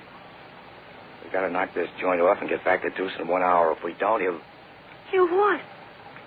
Honey, he wouldn't stop at anything. Take your old lady. Mama? What about her? You don't want her to get, well, hurt, do you? Nicky. You gotta think of things like that, Mary. If we rat on Deuce, he might do anything. Oh, Nicky, no. Why, Mama's just... Oh. Now, you see, kid? We got it. I'm scared, Nicky. I don't want to do this. Take it easy, Mary. I'm turning into the station. Oh, Nicky, please, can't we? Be quiet, baby. There's the attendant coming out of the office. I'm so scared I can't even see. It's funny. Deuce said the guy was just a kid. Here we go, baby. Come on, open the door and get out. No? Nothing's going to happen. Go on. I'll be right behind you. All right. Fill her up, sir? What? Oh, yeah, fill her up. Regular or high test? High test. Boy, it's a wonderful day, ain't it? You'll find out, pal. Start backing up. Huh? You heard me. Into the office, buddy. Stay in front of me, Mary. Okay. I ain't moving, son. Get in there, I said. Come on. Listen to me, son. Listen hard. We've been waiting for you. You ain't got a chance. Nicky. Shut up. Come on, Mac. Move, I said. Look for yourself, son. Go on, look. You see those men on the corner? They're detectives, boy. Nicky, look. That's right. The other side, too, Nick. See? We've been waiting for you. Why don't you be a good kid and make it easy? Mary, come here. Nicky, let go, Nicky. You're hurting my arm. See this copper? I got my gun right in this kid's back. Oh, Nicky, don't shoot me. Please don't. Shut up, Mary. All right, copper, start something. Let the girl go, Nick. Go ahead, start something. Oh, let me go. I haven't done anything, Nicky. Let me go, please. We're getting back in the car, you understand, copper? That's it, Mary. Just come straight back. Nicky, you're hurting me, please. Don't be a fool, Nick. Huh? Let the girl go. That's right, in the car. Easy does it.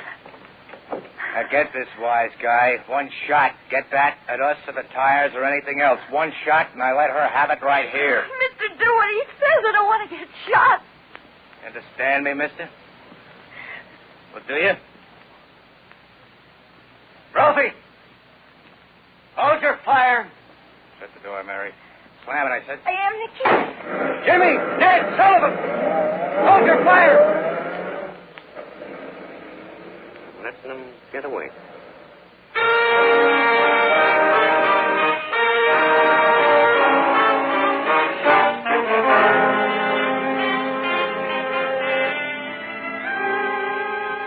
In just a few moments, we will pick up the developments of this interesting case. But first, here's an important question.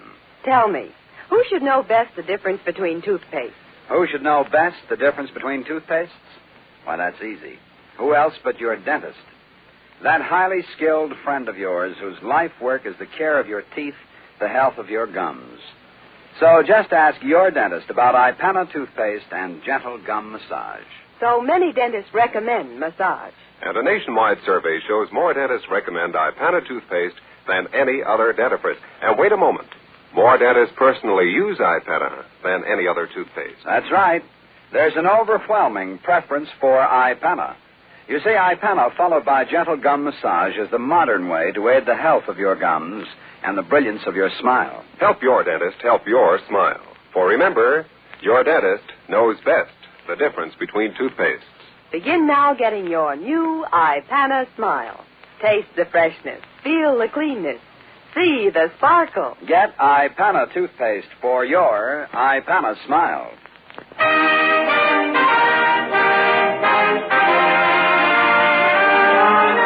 And now back to Mr. District Attorney.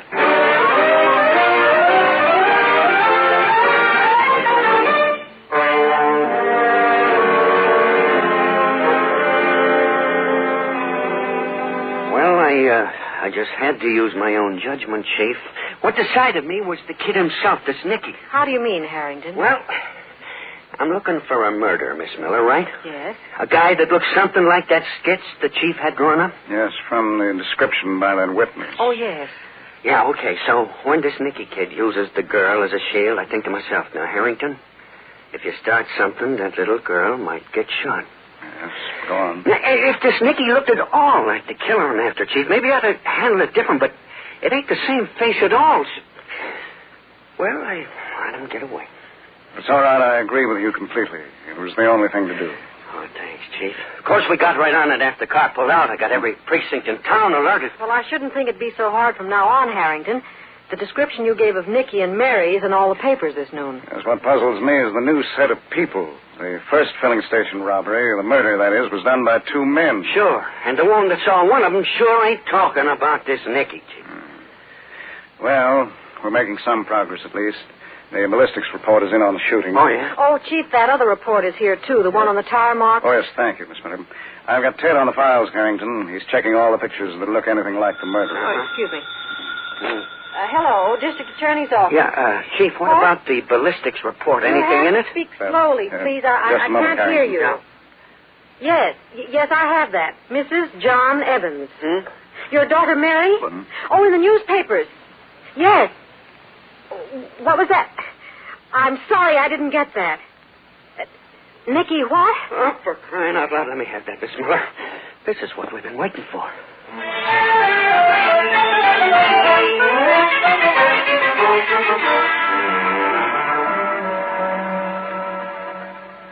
It was simple, Deuce. I didn't even shoot at the car. You ought to get one of these things, Nicky. You can play good music on them. Mr. Wilton, you gotta do something. That policeman saw us. They'll be looking everywhere. Lucky you told me to smear the license plates with mud, Deuce. Otherwise, I'd have traced the car here.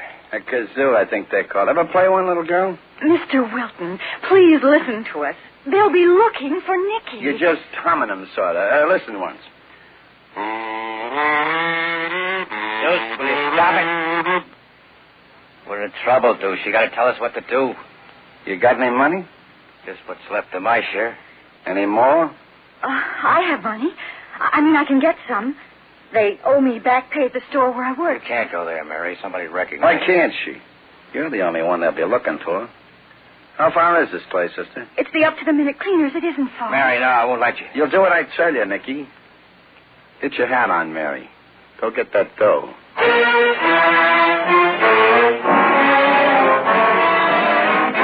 All right, Mrs. Evans. Now, there's nothing to be afraid of. Just tell me everything you can about your daughter, Mary. District Attorney's office calling. Is this the up-to-the-minute cleaners? Well, just a moment, please. The District Attorney wants to talk to you.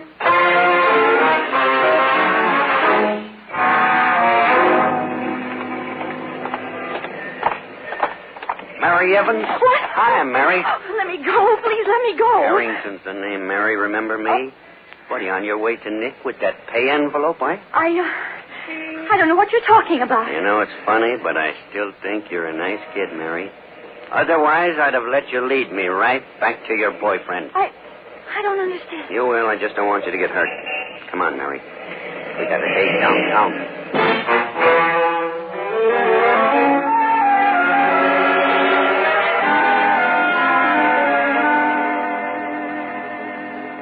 I think you're telling the truth, Mary. Don't you, Harrington? I think she is, Chief. Now, don't you see, Mary, it isn't Nick we want so much. It's the other man. Now, there is another man, isn't there? Please. I don't know anything. Let me have that sketch, Harrington, will you? Yeah, right here, Chief. Now, this is the man we mean, Mary. You know him, don't you? Oh. Don't you? Oh, please, won't you just leave me alone? Can I try, Chief? Yes, sure, of course. All right, Mary. Nick's in trouble. You know that, don't you? Yes, sir, I do. All right, Mary, listen to me. Being in trouble is one thing, and murder is another. But Nick didn't kill anybody, honest. Who did? I can't squeal on Nicky. Mary. I'm sorry to interrupt, but this is important. Yes, sure, what is it? One of the detectives you assigned just called in. He's located the, wait a minute, I got it written down here. Oh, the 717. What? You sure, Miss Miller? Well, he's waiting on the phone for instructions. Harrington. Yeah, Harrington. Chief, what is it? Everything we need, I hope. Oh, Miss Miller. Yes, sir. Call the emergency crew, will you please? Huh? 4 cars on the truck. Right away, Chief. The riot squad? What for, Chief? For a killer, Harrington. Come on, let's go.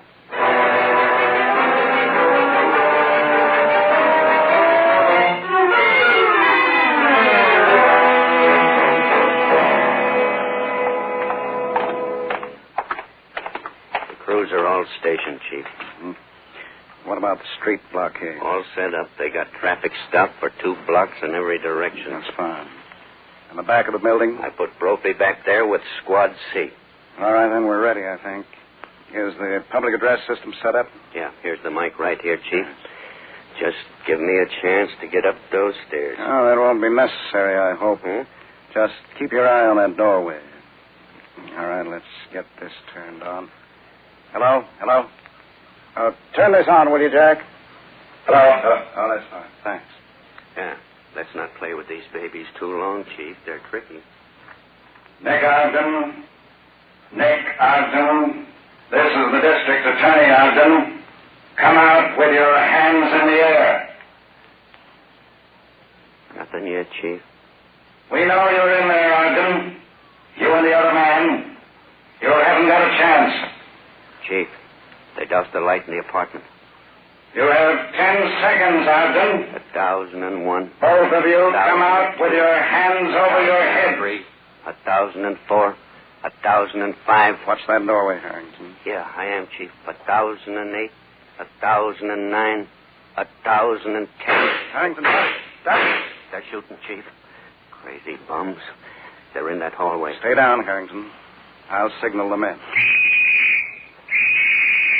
Okay, get out of my way, Chief. I'm going in. No, not without me or not. Come on. Now watch it, Chief. Keep down. There go the tear gas bombs. We can use this car for a shield, Chief. Okay? Yeah.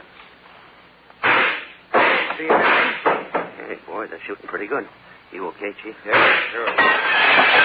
Yeah, I'll signal the second squad. Hey, Chief, look. Here comes one of them. Yes, I see him. Watch it. Come and get me, you lousy cop! See him on the door! He's fallen, Harrington, on the sidewalk. Yeah, watch it, Chief. There's still one more. Yeah.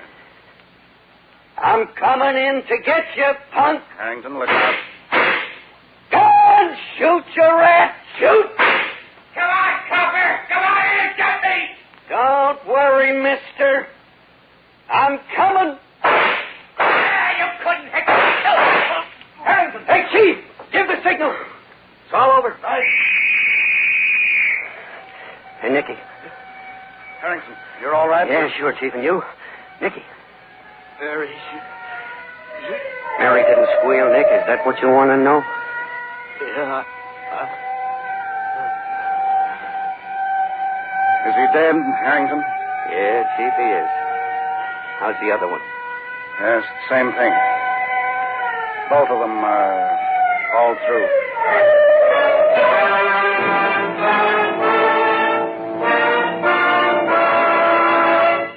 Your district attorney will return in just a moment to explain the capture of Deuce and Nick.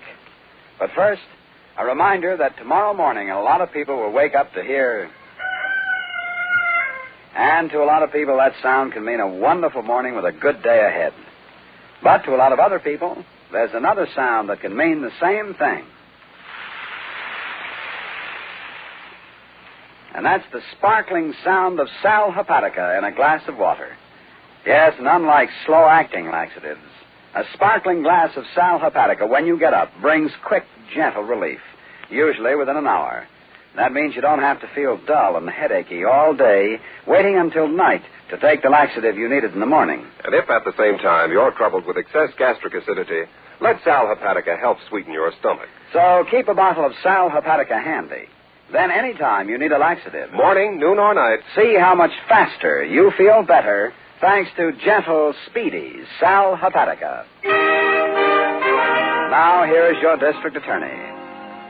The two sprawled bodies on the sidewalk are the real answers to tonight's case, ladies and gentlemen. The final payment in full for murder. As for Mary, we're quite sure that with proper help, her rehabilitation will be complete. Poor kid, at least she tried. Yes, she did, Miss Miller. But for the real solution, we have a great deal of excellent police work to thank.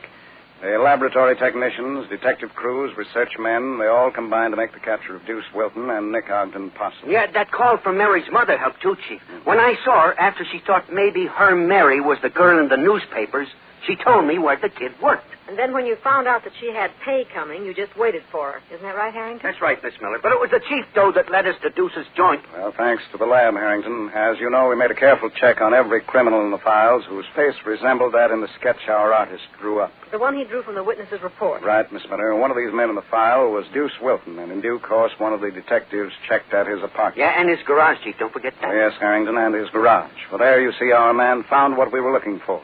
A rear left tire, size 717, a tire that fit exactly into the pattern we found on the driveway of the filling station. And when he found that, you knew he'd found the killer, right, Chief? Exactly, Miss Miller. And that was that. Oh, Chief, don't forget graduation. Graduation? Oh, yes, indeed.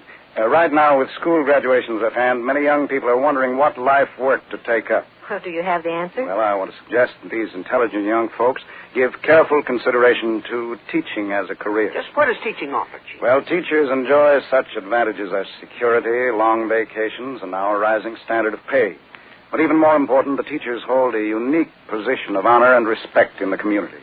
Quite naturally, people look up to a teacher, for it is the teacher who molds the characters and futures of our children, and through our children shapes the future of our country.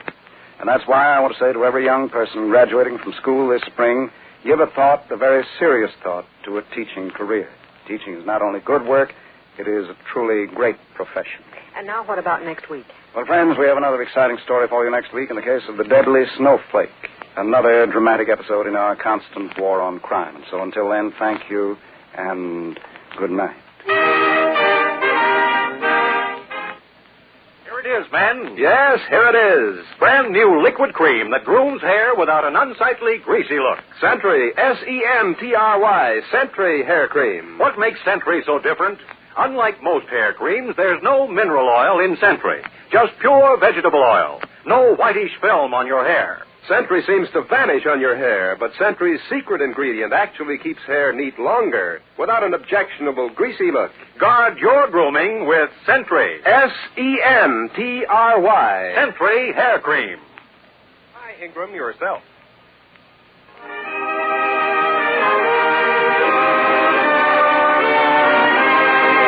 The names of all characters of tonight's dramatization are fictitious, and any resemblance to names of living persons or actual places is purely coincidental. Our stars were Jay Justin in the title role, Len Doyle as Harrington, and Vicky Vola as Miss Miller. The music was under the direction of Peter Van Steeden. The program is produced and directed by Edward A. Byron and written by Robert Shaw. Mr. District Attorney was originated by Phillips H. Lord. Remember, Ipana toothpaste for the smile of beauty, Sal Hepatica for the smile of health. Bristol Myers invites you to tune in again next week for Duffy's Tavern and Mr. District Attorney.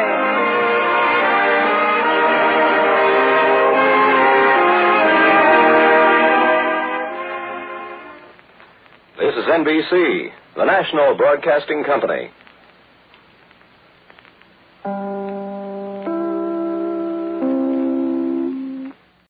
Ipana Toothpaste and Sal Hepatica present Mr. District Attorney, champion of the people, defender of truth, guardian of our fundamental rights to life, liberty, and the pursuit of happiness.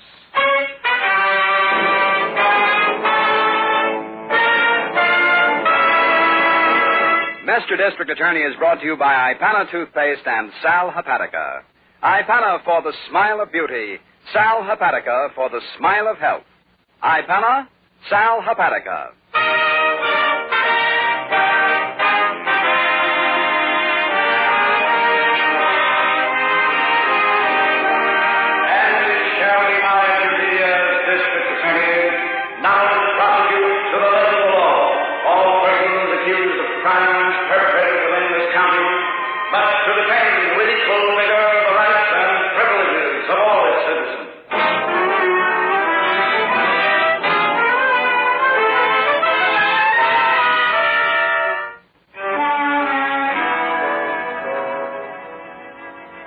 In our experience, in our war against crime, ladies and gentlemen, nothing in the popular conception of crime is so widespread and so erroneous as the idea that honor exists among thieves.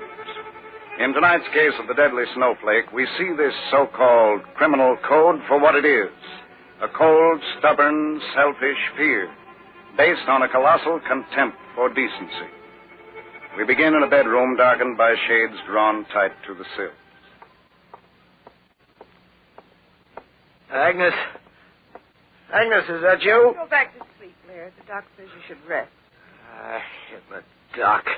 They threw him out years ago. Did you talk to him, Agnes? You told me not to. Don't you think you'd better? What's the matter? Took the bandages off your head, huh? I'm lucky I'm alive, he said, Agnes. That cop's bullet went right across my skull. No, you're lucky you got home.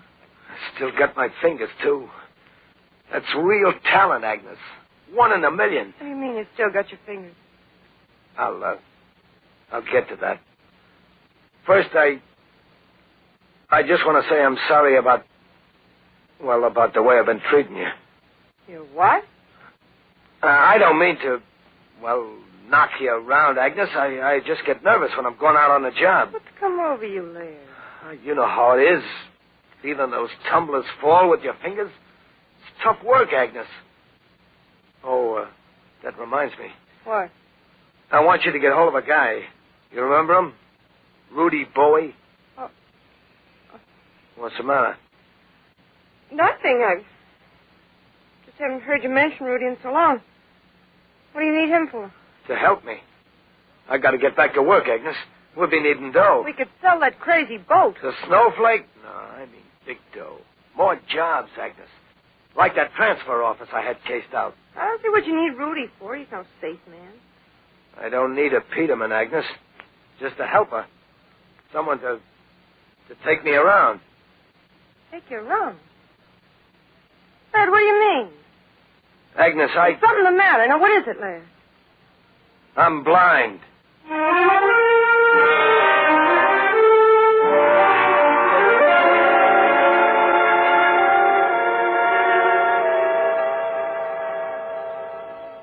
There's a few more, Chief. Squad D reports a total arrest on the arson case. Oh, yes, I know, Miss Miller. Send a copy of the findings over to the commissioner, if you will. It's on the way. Right. Well, what about you, Harrington? Anything on that warehouse robbery? Chief, I've been over that job with a fine-tooth comb. I pulled McHenry out of his prowl car all day yesterday just to get his story again. Mac Henry's the officer who shot at the men as they escaped. Yeah, shot and missed, I'm sorry to say, Chief. Missed completely?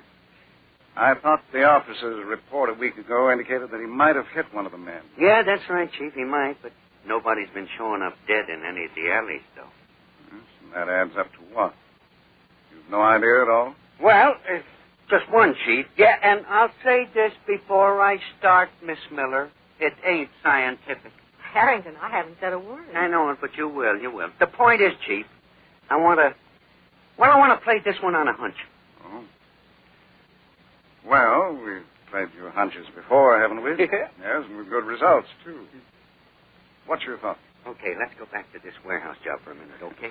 I don't have to. The warehouse people have been on the phone about it all week. So what was it? A Peterman job. Am I right? No powder, no dynamite, no blasting, just a straight Peterman. A what? A Peterman, Miss Miller, a man who opens safes. Oh. Yeah, you're welcome. Chief, I went over that warehouse safe 20 times. The guy opened it with his fingers. Yes, you put that in your original report. Right. Now think about this, then. Feeling for those tumblers ain't easy, you know. That's very delicate work. You got to be trained to it. Yes, go on. Okay, so it comes down to this, Chief.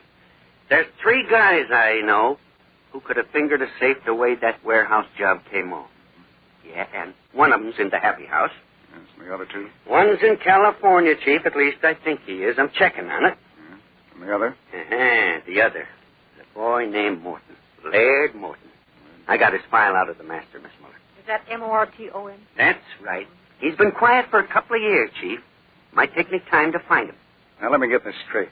You really think you can narrow down that warehouse robbery to certain individuals just on... On technique, Chief. And like I said, on a hunch, too. So, well, can I go on? You've nothing else? Mm-hmm. No witnesses? Fingerprints? Nothing? No, not so far, Chief. I see. All right. I'll hold it over on the disposition report, Harrington. Let's say, how about 3 days? Starting now, Chief? Starting now. Let's see what this hunch of yours will do.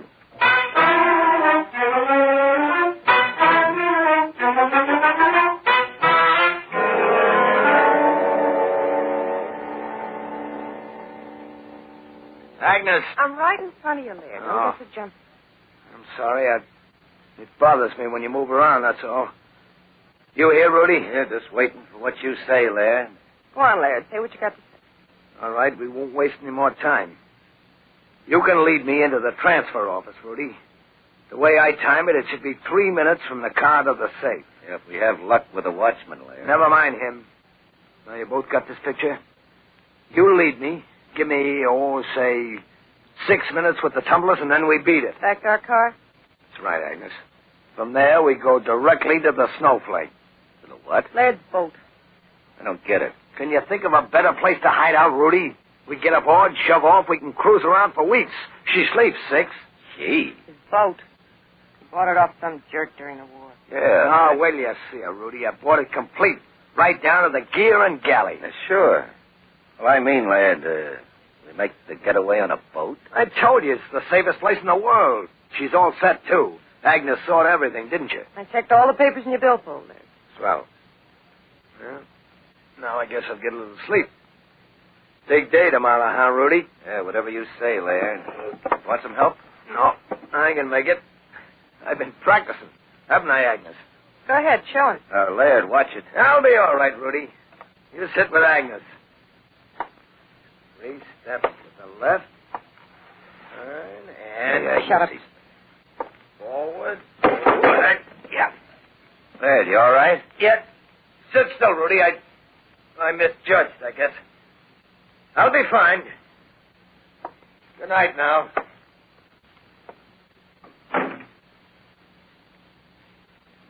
Want a drink? What's the idea, Agnes? You let him walk right into that chair. I know. I forgot to tell him I moved it. Yeah? Never mind the drink. Hold still. Rudy, listen. Still, I said.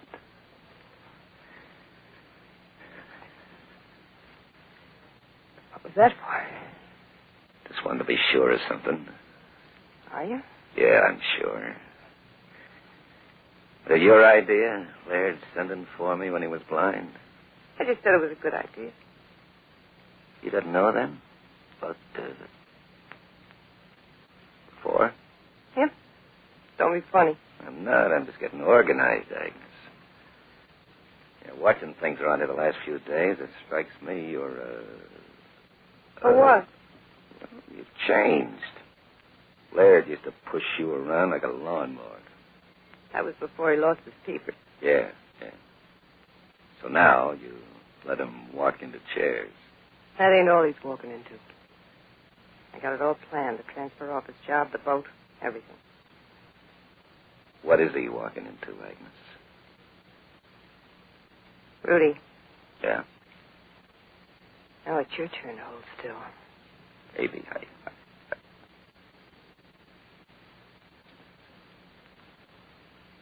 Still want to know what he's walking into? Guess.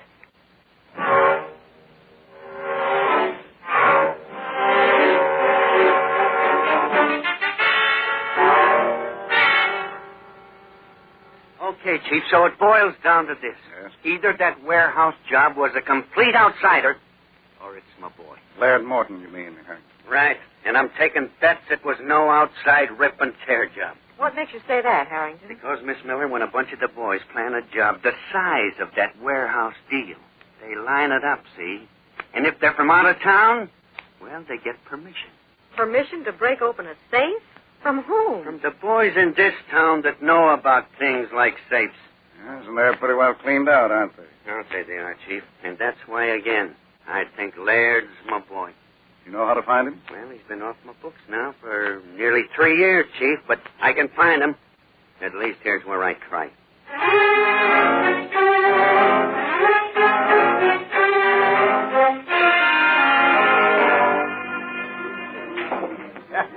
No, I'll shoot your game some other time, Harry.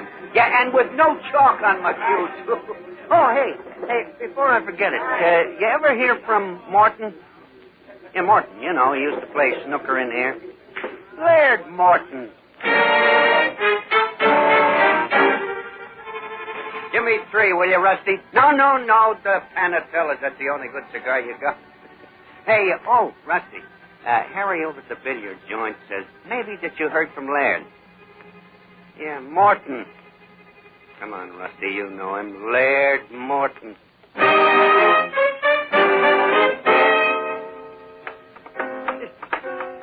Well, I'm sorry to get you out of rehearsal, Maisie.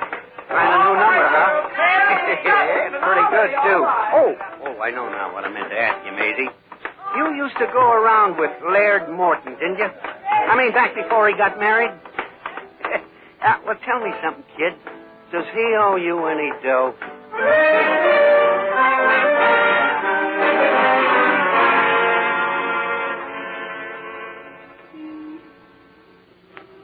Street's all clear, Laird. I look both ways. What about the watchman, Rudy? Is he in the office? What office? I told you a dozen times, Agnes. It should be straight ahead of us, up the steps and to the right. Oh, yeah. I see it, Laird. No light on. Okay. That's it, then. Let's go in. You guide him, Rudy. I am. That's it. Keep hold of my coat, Laird. You won't fall. Remember now, both of you. We come right back to the car and drive directly to the boat. We know that. Go on, Rudy. Door's open. I told you it would be. The watchman leaves it unlatched till 2 a.m. What's the matter? What's that around your neck, Laird? What? These. I got hold of Go them. on in, will you? Somebody will walk by in a minute. They're binoculars, Rudy. You'll need a good pair on the boat. He's still there. Rudy's opening the door. Okay. So far. Now we take the first door to the right. It'll be open, too. Go on. Try it. Like a barn. Look for the safe, Rudy. Is it there? Should be over in the corner. I see it. All right. Lead me to it. Come on, make it fast. That snooper gets back here every 20 minutes. Right here, Laird. You feel it? Yeah, I got it. Shut that door, Agnes. What? Well, we come in. I didn't hear it shut. I got it. Can you open it, Larry? In a breeze. Just let me warm up my fingers. What's the door, Agnes? Don't worry about me. Anybody comes through it, I'm ready for him. Can you imagine a big transfer company owning a safe like this? The tumblers fall like bowling pins. 2 more minutes and they'll have it. Agnes. Shut up, I hear it. Laird, somebody's at the door. What? Can't be. We come in at 1:05, didn't we? I must have got it mixed up, Larry. Rudy, stand back. Be careful with that one. Agnes, has he got a light? Oh, he hasn't. Come on in, Grandpa. Welcome home. I told you I had this planned. Come on, give me your hand, Agnes. We got to get out of here fast. Go on. Come on. Take it down to the car, fast. Agnes, take my hand. Sorry, Larry, they ain't got the time. Agnes, you're not leaving me here. Agnes, no, you can't. Can't I? Watch me. Just watch me. Oh, I forgot you're blind. Agnes! Agnes, come back! I can't see! Agnes, no! No!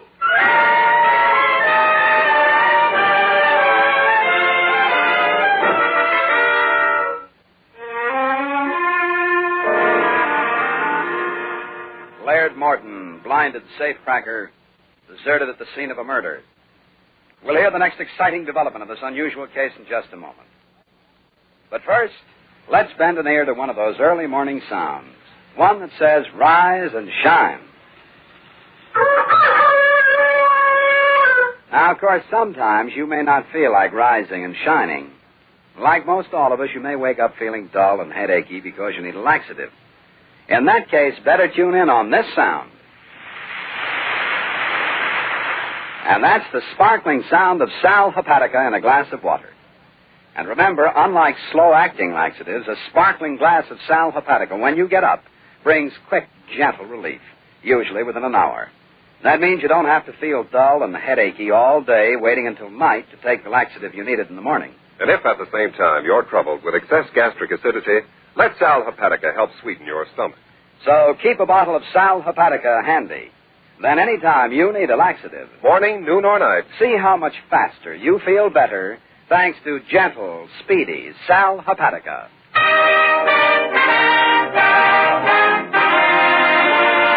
Now back to Mr. District Attorney.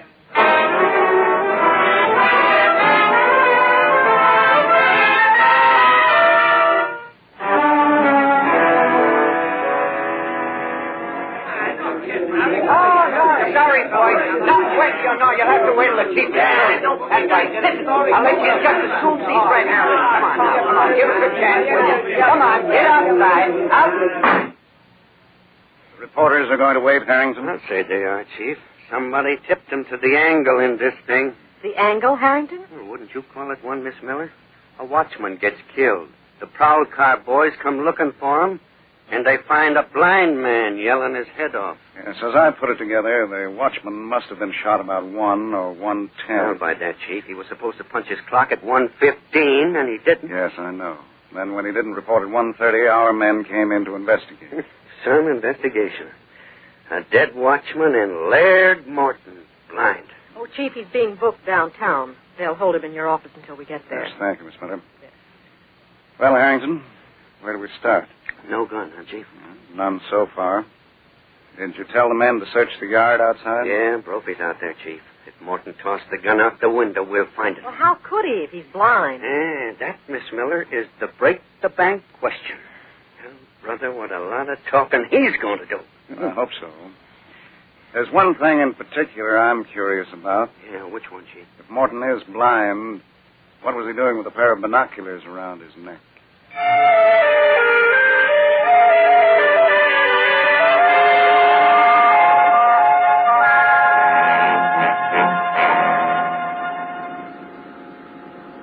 Shut the door to the cockpit, Rudy. Cold. Oh, this one? There's only one. Shut it. How should I know? I ain't never been on a boat. Well, you are now. Like it? You steer it with that? Sure. It isn't hard. Laird taught me. Okay, so we're moving. Now, where does it go? Any place. I figured we'd just keep cruising around for a while. You know, let things cool down. And what happens when this crate runs out of gas? We buy some more. It's easy. They got gas pumps all along the shore. Well, I still don't like it, Agnes. None of it. The setup, they tell you. I got all the dough from Laird's warehouse job before. Well, I wondered why we didn't wait and grab the loot at the transfer office. What for? We got plenty. Besides, that'd only stick the insurance dicks on us. They can get nasty, too, you know. This way we're clear. And, what about Laird? He won't talk, if that's what you mean. Well, why won't he? You killed that watchman, Agnes, not him. What's he got to lose by talking? You think I didn't figure? Listen, so they found him with a dead duck, all right. He's blind. No court in the world would convict him. Yeah, Laird knows that. So do the cops. I still say it would have been... I ain't finished. Finally, they got to find the gun, don't they? I know that much from the movies. Hey, you still got it, haven't you? Certainly I got it. Right here. Come on, Rudy. Relax. What is it Laird was always saying? Oh, yeah. Get a load of that air.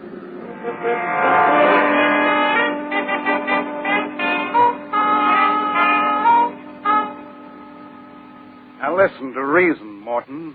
That watchman was killed with a .32 caliber slug. He was. Look at the district attorney when you're talking, Morton. I'm tired of looking at him. We've been at this 4 hours. You're tired of looking, huh? With what? Are you really blind, Morton? You know, we'll be certain when the doctor gets here. Am I? What do you think, D.A.? I think you are. And so do I, Morton. Yeah, and I'll tell you how you got that way, too. From a cop's bullet right across your head where that scar is. That's so? Well, we'll know after you're examined, Morton. I can't see your point in delaying things any longer. Anything you say, D.A. Huh? What do you want to know? I'll read the last question, will you please, Miss Miller? Yes, sir. Listen to reason, Morton. That watchman was killed with a .32 caliber slug. All right, we'll start from there. Now, where's the gun, Morton? Who was with you, Morton? Come on, use your head, man. We've got you. Why shield the others? In a pig's eye, you got me. You were there, Sonny. Right there waiting for me. All right, smart guy. Go ahead on that. Go on, D.A. Tell a jury I did it. Tell them. And you can also tell them I'm blind.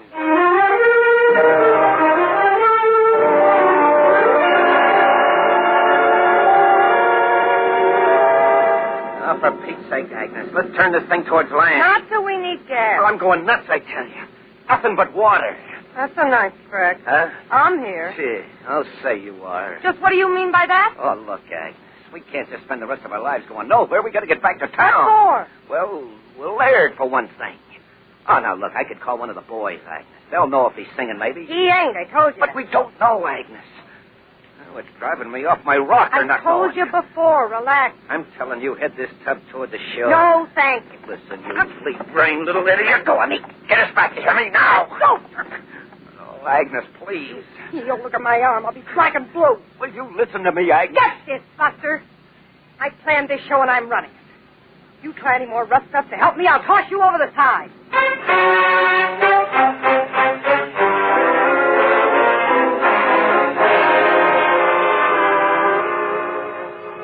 What time is it, Miss Miller? It's 7:10, Chief.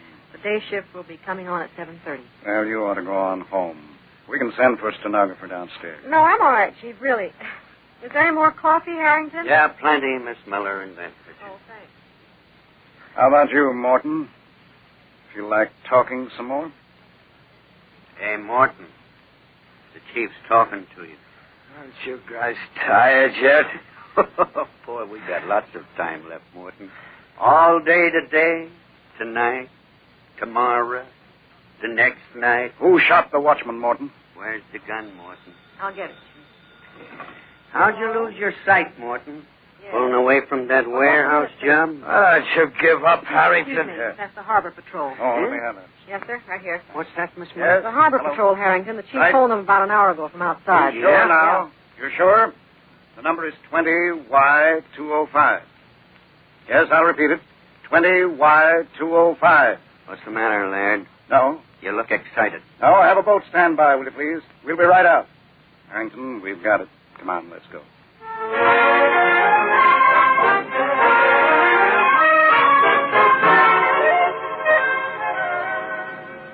Now, Agnes, put away the gun, will you? I didn't mean to get rough. Shut up a minute. Huh? It's a boat. See it coming up from the port side. Where? There. See it? What's the... Rudy, that's a patrol boat. I don't get it. What are you talking about? 20Y205. Stand by to be boarded. Stand by my foot. Get out of my way, Rudy. Cut your motors and stand by. You're under arrest. Agnes, it's cops. Listen to them, Agnes. Don't you think I could hear? Get back, Rudy. They're coming alongside. Stand by. We're coming aboard. Watch it, Chief. Get back! Get back or I start shooting! Agnes, don't be a fool. The boat's loaded with police. Cover me, Harrington. I'm right with you, Chief. Easy, Billy. Keep her alongside. The Chief's going over. You rats! I told you! Don't reach for that gun. Leave it on the deck. Okay, Chief. Here, wait till I cut these engines. Did I get her? Just her arm, I think, Harrington. Stand still, both of you. Now, listen, I didn't do anything. Shut up, Rudy! What, you scared to see I'm bleeding? We'll have you taken care of as soon as we get ashore. Take the man, Harrington. Right, Chief. You're so Bring her up a little, Billy. All set? Now let's take this pair back to town.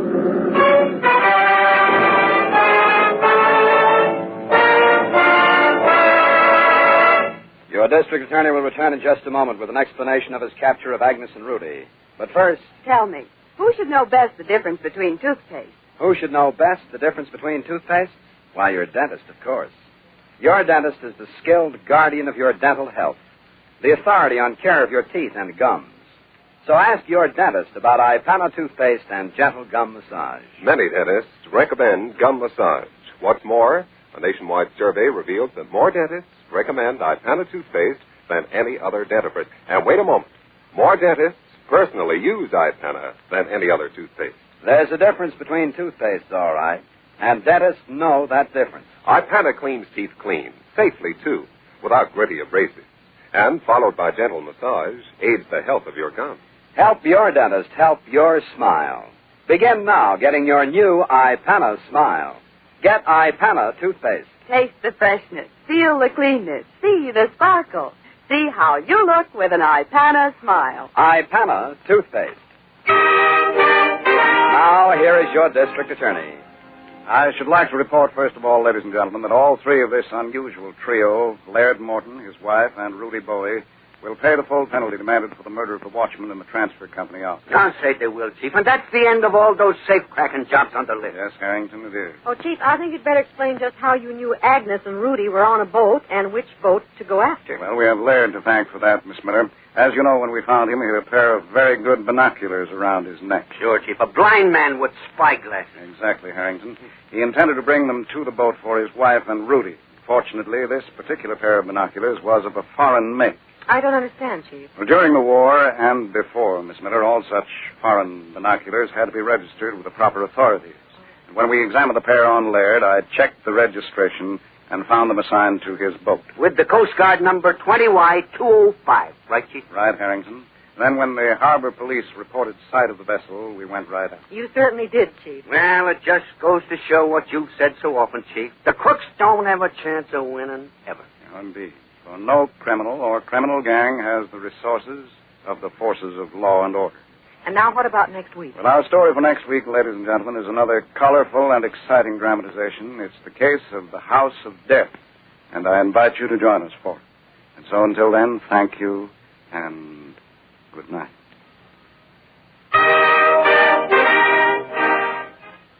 Right dress!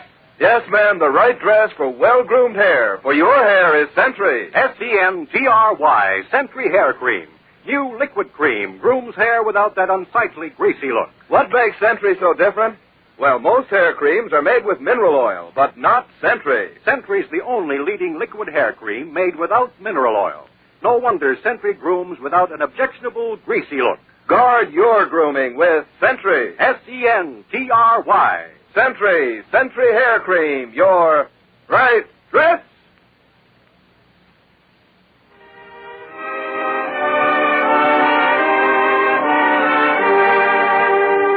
The names of all characters in tonight's dramatization are fictitious and in resemblance to names of living persons or actual places is purely coincidental. Our stars were J. Jostin in the title role, Len Doyle as Harrington, and Vicky Vola as Miss Miller. The music was under the direction of Peter Van Steeden. The program is produced and directed by Edward A. Byram and written by Robert Shaw. Mr. District Attorney was originated by Phillips H. Lord. Remember, Ipana toothpaste for the smile of beauty, Sal Hepatica for the smile of health. Bristol Myers invites you to tune in again next week for Duffy's Tavern and Mr. District Attorney.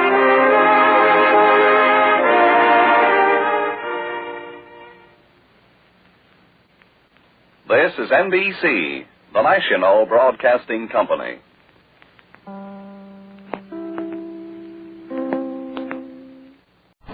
Ipana Toothpaste and Sal Hepatica present Mr. District Attorney, champion of the people, defender of truth, guardian of our fundamental rights to life, liberty, and the pursuit of happiness.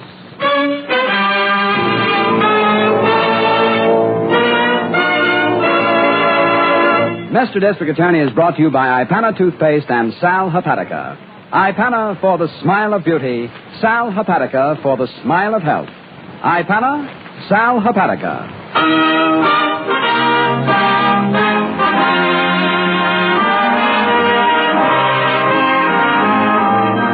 And it shall be my duty as District Attorney not only to prosecute to the limit of the law all persons accused of crimes perpetrated within this county, but to defend with equal vigor the rights and privileges of all its citizens.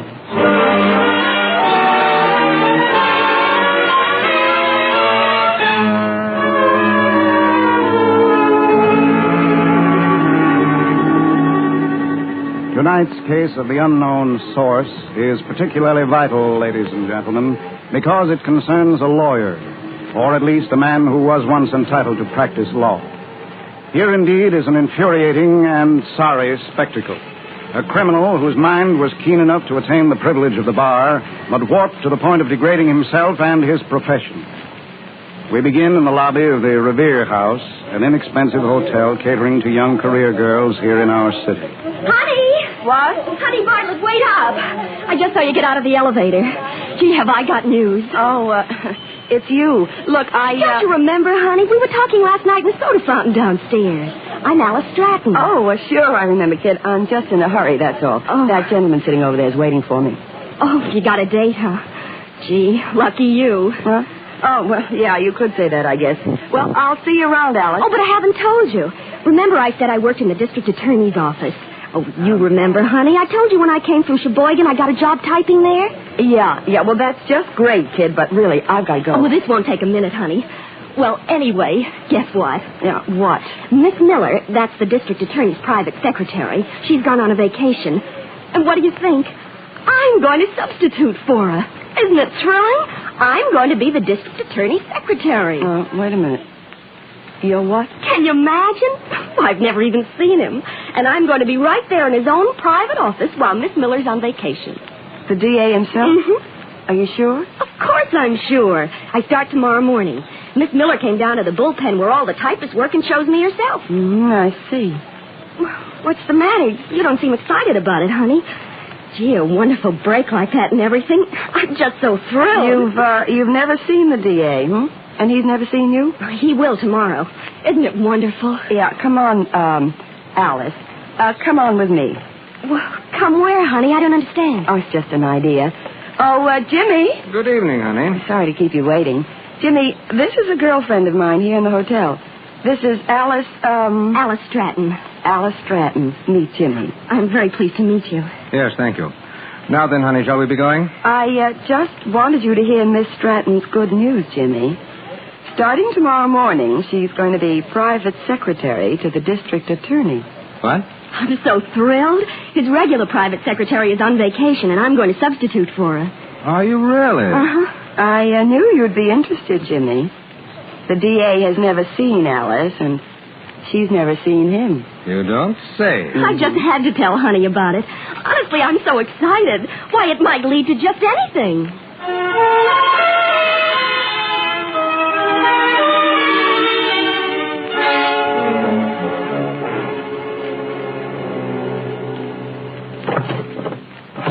You looking for something, Chief? Yes, Harrington. Have you any idea where Miss Miller keeps my sunglasses? Your sunglasses, Chief? Yes, usually puts them right here on my desk. Yeah, don't ask me. Ain't they sending up some girl from the bullpen? To take Miss Miller's place while she's away. Yeah. Yes, I think she did say something about it. She said she was coaching the girl during lunch hour. Yeah, Miss Stratton or something, wasn't it? Something like that, I believe. Yes. Excuse me, may I come in? Well, yes, of course. What is it? You're the district attorney. Yes, I am. Is there something you wanted? And you'd be Mr. Harrington. Oh, I've heard about you. Oh, you have? I certainly have. I'm Alice Stratton. Yeah, who? From the bullpen. I wouldn't have been late my first morning, Mr. District Attorney, but honestly, this office is so upside down. I see. You're to work up here while Miss Miller's on vacation? Yes, sir. Mm-hmm. Although, really, I don't see how Miss Miller got anything accomplished at all. Why, the files. Now, honestly. Miss Miller does okay. Oh, I'm sure she does, Mr. Harrington, in her way. Huh? Was there anything you wanted, Mr. District Attorney? Why, yes. If you'll take notes, please. Mm-hmm. I want to discuss the Nick Venice trial with Mr. Harrington. Nick Venice? Yeah, there's a folder on him over on that table, Miss Stratton. Oh, thank you. You are nice. I am? Uh-huh. Let me see. Where were we? Pretty boy Venice, Chief. Oh, yeah. You're going to trial on him this week. Yes, I hope to. I've got just about all I need. Well, it ought to be first degree, Chief. He sure puts a B on that girlfriend of his. I found the folder. Oh, yes, thank you, Miss Stratton. And now, if you'll just take notes as we talk, please. Yes, sir, I will. Yeah, who's defending him, Chief? Venice? Jimmy Appleton. He got Nick out on bail on a technicality. You mean this Appleton ain't disbarred yet? There's always hope. And as for Venice, I think we'll have clear sailing. Well, I'll be glad to check him off my list, Chief. He gives me the creeps. Yes, he ought to. Why, the material I've collected on him is absolutely astounding. The fellow's ignorant, rude, arrogant, definitely below normal in intelligence. You're telling me I was downstairs the night they booked him, Chief. Why, that guy even wears perfume. Yes, I know. That's part of the picture. Big, uncouth, ignorant killer, dressed in a loud suit, a $50 necktie, and reeking of cheap violet perfume. This is going to be some trial. Well, let's not underestimate it, however, Harrington. Oh, Jimmy Appleton's a tricky defender. And that's a mild word for it. Appleton, is that? That's right. You'll find the name in the folder. Oh, thank you. But I promise you this, Harrington. Appleton can pull all the tricks he knows in that courtroom, and I'm still going to nail Nick Venice cold.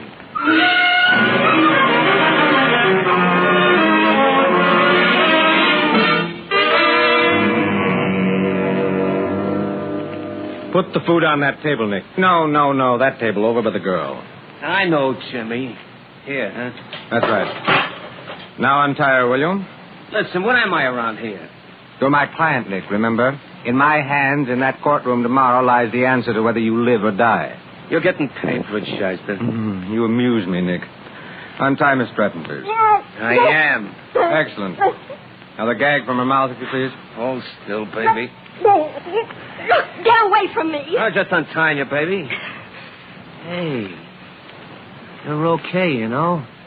Ain't you, Jimmy? Okay. Get away from me. Oh, calm now, Alice. I should think after 24 hours you'd be calmed down. There's food on that table. I demand to know the meaning of this. You can't keep me here like a prisoner. Oh, yes, he can, baby. Hey, you like violet perfume? Smell. Don't touch me. That will do, Nick. We leave Alice alone in here to enjoy her dinner. You can't do this, I tell you. Let me out of here. In due time, Alice. Until then, do try to relax, won't you? Come, Nick, this way. She's okay, you know.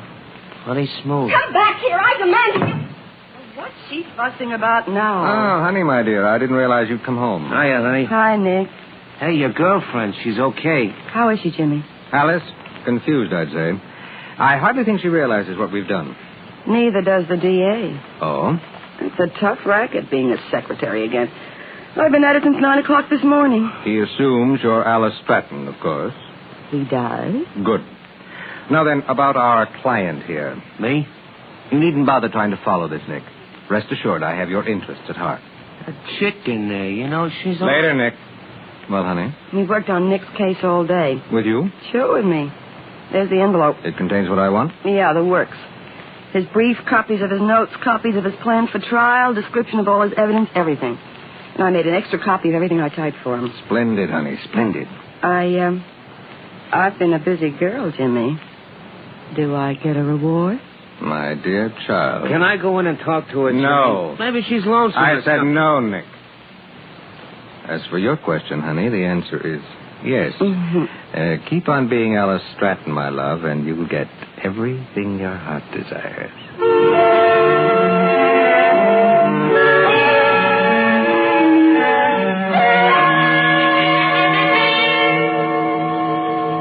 Oh, you'd be surprised, Mr. Harrington. Yeah. Why, I've saved every clipping about you from the newspapers. You have, Miss Stratton? Mm-hmm. I certainly have. Oh, you'll laugh, but I've even got a picture of you pasted on my dresser at my hotel. No kidding. Mm-hmm. A picture of me. Well, I told you you'd laugh. Incidentally, my name's Alice. Yeah. Well, oh, you're here, Hank. Yeah. Good. You had some calls, Mr. District Attorney. Yeah, how'd it go, Jim? In just a minute, Harrington. Oh, Miss Stratton. Yes, sir? Will you tell whoever's waiting I'll be delayed, please? I want to talk to Mr. Harrington. You'll be delayed. That's yes, right. sir. I'll tell them right away. You look worried, Chief. Nothing went wrong over at that courthouse, did it? Harrington, I simply can't understand it. I had to ask the court to recess until tomorrow morning. Under Nick Venner's trial? Yes. Well, I thought that was all set up, Chief. Yes, it was. And that's just the point. And that so help me, Jimmy Appleton was prepared for every move I made. What? I tell you, it was uncanny. Almost as if the man had read my mind. Why, he even knew I intended to put the cab driver on the stand first. What? Oh, Chief, he couldn't have. Why, he only decided that yesterday. Well, he knew it. Yes, and he had prepared notes on his objections. I tell you, Harrington, it was beyond understanding. You got to delay, you said, huh? Well, just until tomorrow morning. But I don't get it, Harrington. No, I just don't understand it at all.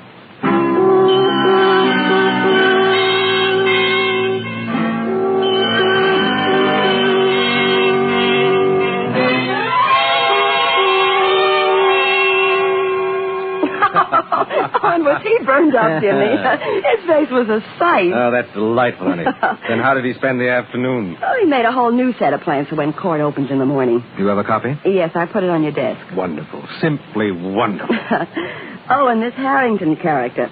He was telling the DA about some raid he's going to pull tonight. Oh? Yeah. He's going to knock over the Green Hat Club at 9 o'clock. That's interesting. Remind me to call Lou Woodruff. Mm-hmm. I'm almost sure I can sell him that information. Hi, honey. Hi, Shyster. Well, if it isn't our boy. Hi, Nick. Thought I told you to stay off the street, Nick. Been gone an hour. I was getting the papers. Hey, my picture's all over. I've seen the papers. Now, will you leave us alone, please? Honey and I want to work. Not in there. I was just going to see if she's thirsty or something. Oh, Jimmy, how's the kid, by the way? Somewhat difficult, I'm afraid. Oh? Can I, Jimmy? I won't bother her nothing. What? Oh, yes, go on, go on. She's some dish, you know. Got a red dress, too. I like red. Now then, honey, I think first we'll go over the eminent district attorney's plan for tomorrow. Hey, Hey, little girl, you asleep or something? What do you want? No need to get on your high horse, sister. Just came in to talk to you. What do you want? What in the world is happening to me? Come on. Sit down and be comfortable. Please. Sit down, why don't you? Hey, you like perfume? Smell it. Your name is Nick, isn't it? You mean you ain't never heard of me? I'm Nick Venice. Oh, listen, Nick, you can help me. Please help me, Nick. I'm scared. That's no way to be. Little girl like you. You're okay, you know, kid? You will help me. You'll tell me what they're going to do to me? You got nice arms, kid. You're nice and tan. Oh, please. I'll move don't... away. I said don't pull away from me like that. You're hurting my wrist. Go on, pull. Oh. I could break your wrist just by squeezing my fingers together. I said, help! Hey, shut up. You want to get Jimmy sore at me? Help! You lousy little cat. Shut up. I won't shut up. I won't. Help! Why, you... No, will you leave me alone? Why, you stinker. Slap me in the kiss, or will you come back here? Get out of here. Get out. Nobody slaps Nicky Venice, little girl, but nobody. Come here. I didn't mean it. Oh, please. Please, won't you leave me alone? You rotten little tramp. You ain't going to hit nobody again. Dumb dame, smack me, will you? What in the world's going on in here? Nick! Honey, come in here. Listen, Jimmy, this crazy mink, you slapped him. Honey! What's the matter, Jimmy? Did you what? Hey, what's the idea? What happened to her? I've been trying to tell you. Just got mad or something, Jimmy. Will it be okay? Okay. You blundering boob, this girl is dead.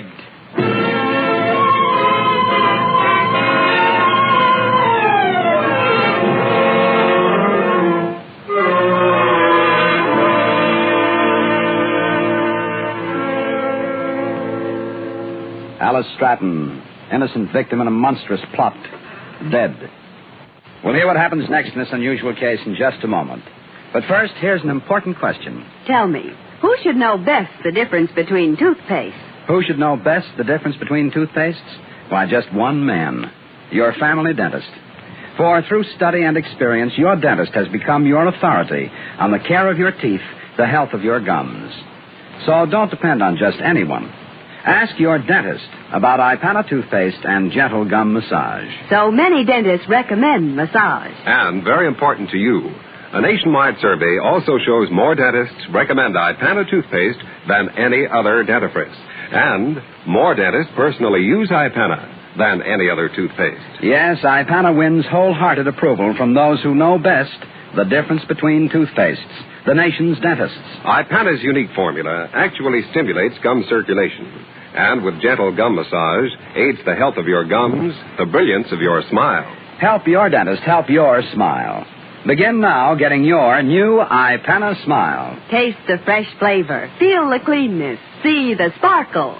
See how you look with an Ipana smile. Remember, for healthier gums, for brighter teeth, for a cleaner breath, Ipana toothpaste and massage.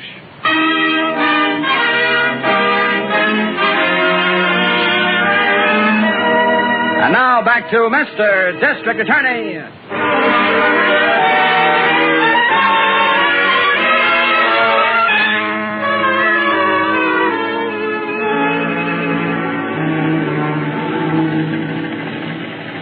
Well, there she is, Chief. Nobody's touched the body since I threw a blanket over it.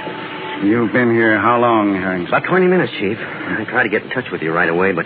Strange. A girl dressed like that in a district like this? Yeah, she's no waterfront character, Chief. About 23 or so, wouldn't you say? Yes, something like that. Have you checked the neighborhood, Harrington? I was doing that when you drove up, Chief. We can't get much on tire marks. All the trucks in the south end of town dump here into the river. Yes, I know. Of course, the dame's little, whoever she is, and somebody could have carried her from that alleyway, got scared, and didn't even drop her into the water. Yes. What about the cause of death? I don't know. Your guess is as good as mine, Chief. Look, she's got a terrific bump here on the back of her head, and it looks like a broken jaw. I bet either one of them could have done it. Yes, well, we'll get the examiner's opinion when he gets here. What about identification? Not a thing, Chief. No purse, no gloves, nothing. They even tore the label out of her jacket. Oh? And that's another reason I thought you ought to have a look. This is strictly a professional job. Yes, it seems to be. Well, let's get to work on it, Harrington.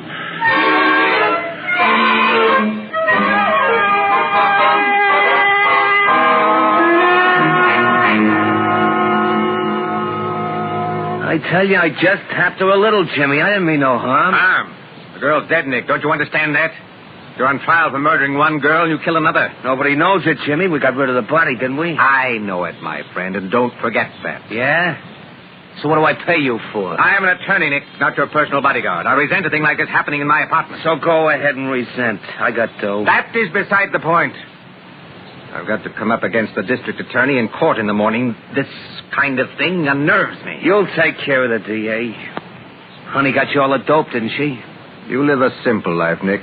How you've managed to survive is remarkable. I got a smart lawyer. My dear boy, I hope and pray you're right.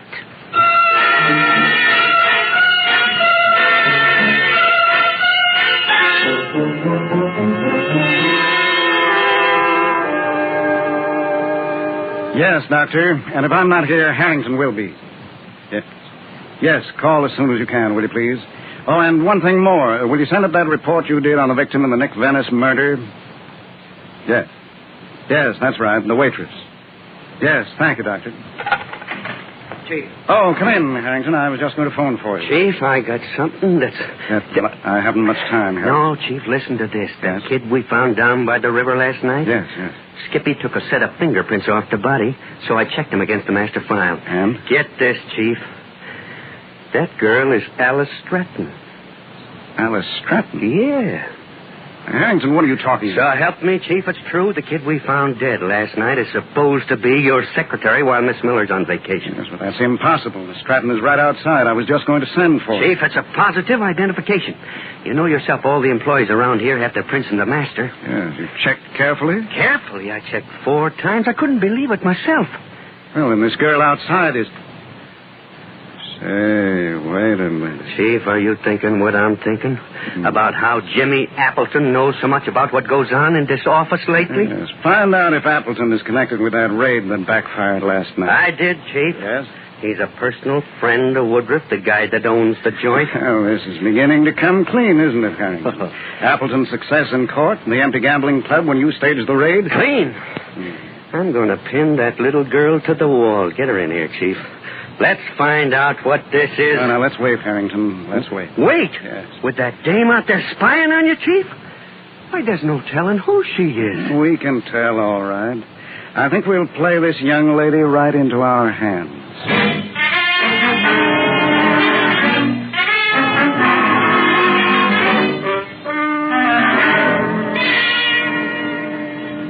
I can't believe it, honey. Are you sure you copied this accurately? Jimmy, I tell you, he said it himself. He dictated the memo and then went out to the courthouse. Leaving Harrington in the office? He's still there, I guess. I said I had a sick headache and had to come home. What's it all about, Jimmy? I didn't get it. It seems, Nick, we're about to have a visit from the district attorney. Yeah? At your place? So he informed Honey when he dictated a memo this morning. Are you sure, Honey? I tell you, he said he was coming here at 8 o'clock tonight with new evidence against Nicky. Me? What's the bum up with me? Your life, Nicky. I don't like this. I don't like it at all. You think I do? But it's after 8 now. You've got to slip out the back way. Certainly be confused to find you here. Confused? Are you kidding? Hey, somebody's at the door. Jimmy? All right, be calm, honey. No, don't go. You might have someone posted downstairs. But I can't stay here. Into the other room and keep the door shut. Go on, dear. Hurry. For Pete's sake, watch it, Jimmy. This isn't good. What do you want me to do? Just sit still, Nick, and don't say a word. Yes? Why, it's my esteemed colleague, Mr. District Attorney. May I come in, Mr. Appleton? It's late, I know. Late? Nonsense. Oh, you know my client, of course. Vividly. As a matter of fact, Nick, it's about you that I've come. What's that mean, Jimmy? This is a business call, then. I'm disappointed. Oh, you won't be, Appleton. I have here a rather interesting document. A completely new kind of evidence against Nick in this envelope. May I see it? At this time, no. Sorry. Let Jimmy see it. What's that, Venice? You heard me. Hand it over to him. Nick, put down that gun. Yes, Venice. Isn't it unwise to draw a gun in your circumstances? I said hand it over. I'll show you why I got this gun, wise guy. I'm getting sick of this, see? Now we're going to play this game my way. With a gun.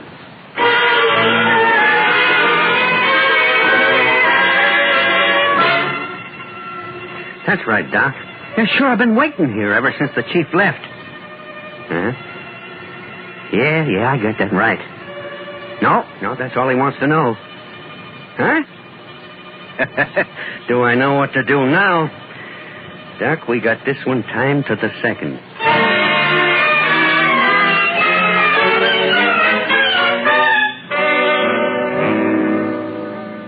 May I put down my hands, Nick? I assure you I'm not armed. Keep him in the sky. I need hardly tell you, D.A., I'm not responsible for my client's actions. I wash my hands of him. You pipe down too, Shyster. What do you intend to do now, Nick? Or may I offer a suggestion? Huh? Ask the young lady to come out of that bedroom. Oh, there's no need to look surprised, Appleton. I mean, Miss, well, there's a question about her name. Honey. Nick, shut up. I'm sick of this. I'm pulling out of here, but good. Honey! Don't tell me you got rid of it. Oh. Well, Miss Stratton, you do seem to get around. Jimmy, what's the idea? Nick's making a fool of himself, D.A. I give you my word I know nothing of all this. Nothing. You pipe down. I gotta take a powder. You got any dough? Dough? For what? And Nick is in the act of escaping, I think you might say, young lady. Oh? Oh, I have a suggestion, Nick, if you're interested. Yeah, what? There's a rather interesting memo in that envelope I brought with me. Why not read it? Nuts to it.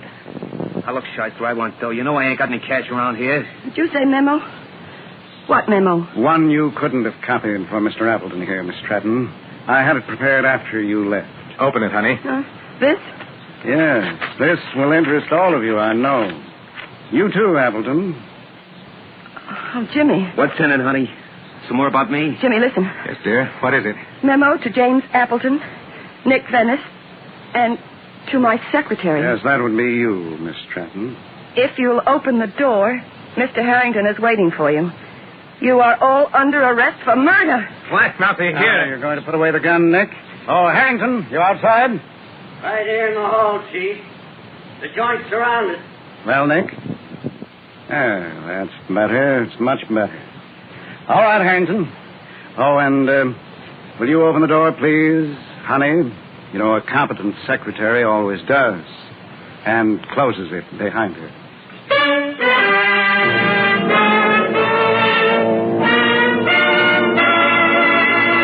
Your district attorney will return in just a moment with an explanation of the clues in tonight's case.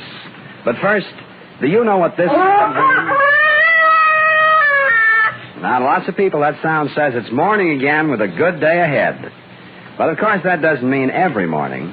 For now and then, most all of us wake up feeling dull and logy because we need a laxative. And that's when another sound is so welcome. Yes, that's the sparkling sound of sal hepatica in a glass of water. Sal hepatica. Unlike slow-acting laxatives, a sparkling glass of sal hepatica, when you get up, brings quick, gentle relief, usually within an hour. That means you don't have to feel dull and logy all day, waiting until night to take the laxative you needed in the morning. And if at the same time you're troubled with excess gastric acidity, sal hepatica helps sweeten your stomach. So keep a bottle of sal hepatica handy. Then anytime you need a laxative, morning, noon, or night, see how much faster you feel better thanks to gentle, speedy sal hepatica.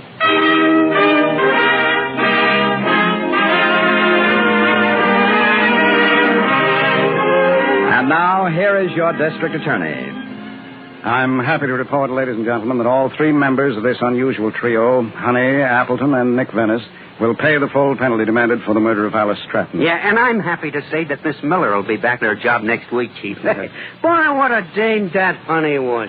Fortunately, Harrington, we've seen the last of her. Hey, Chief, why don't you explain just how you put all the pieces in this puzzle together? Well, actually, we didn't connect the murder of Alice Stratton to Nick Venice until the examiner reported traces of strong perfume on her body.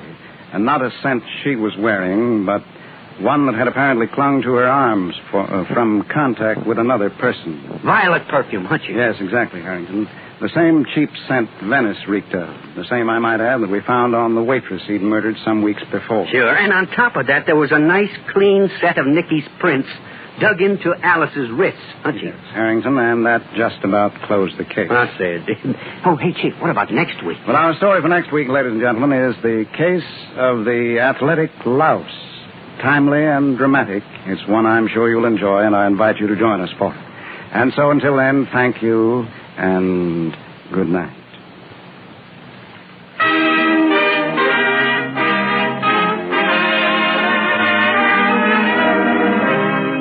Tell me, when you think about shaving, do you worry about your whiskers or your face? Better just forget your whiskers and think about your face. How your face feels and looks is what matters. To get a more comfortable feeling, a smoother shave, try Ingram Shaving Cream. That rich Ingram lather on your brush helps condition your face for the razor. You get cool, comfortable, soothing shaves. Remember, comfort means coolness. Coolness means Ingram. INGRAM. Ingram, the cooler shaving cream.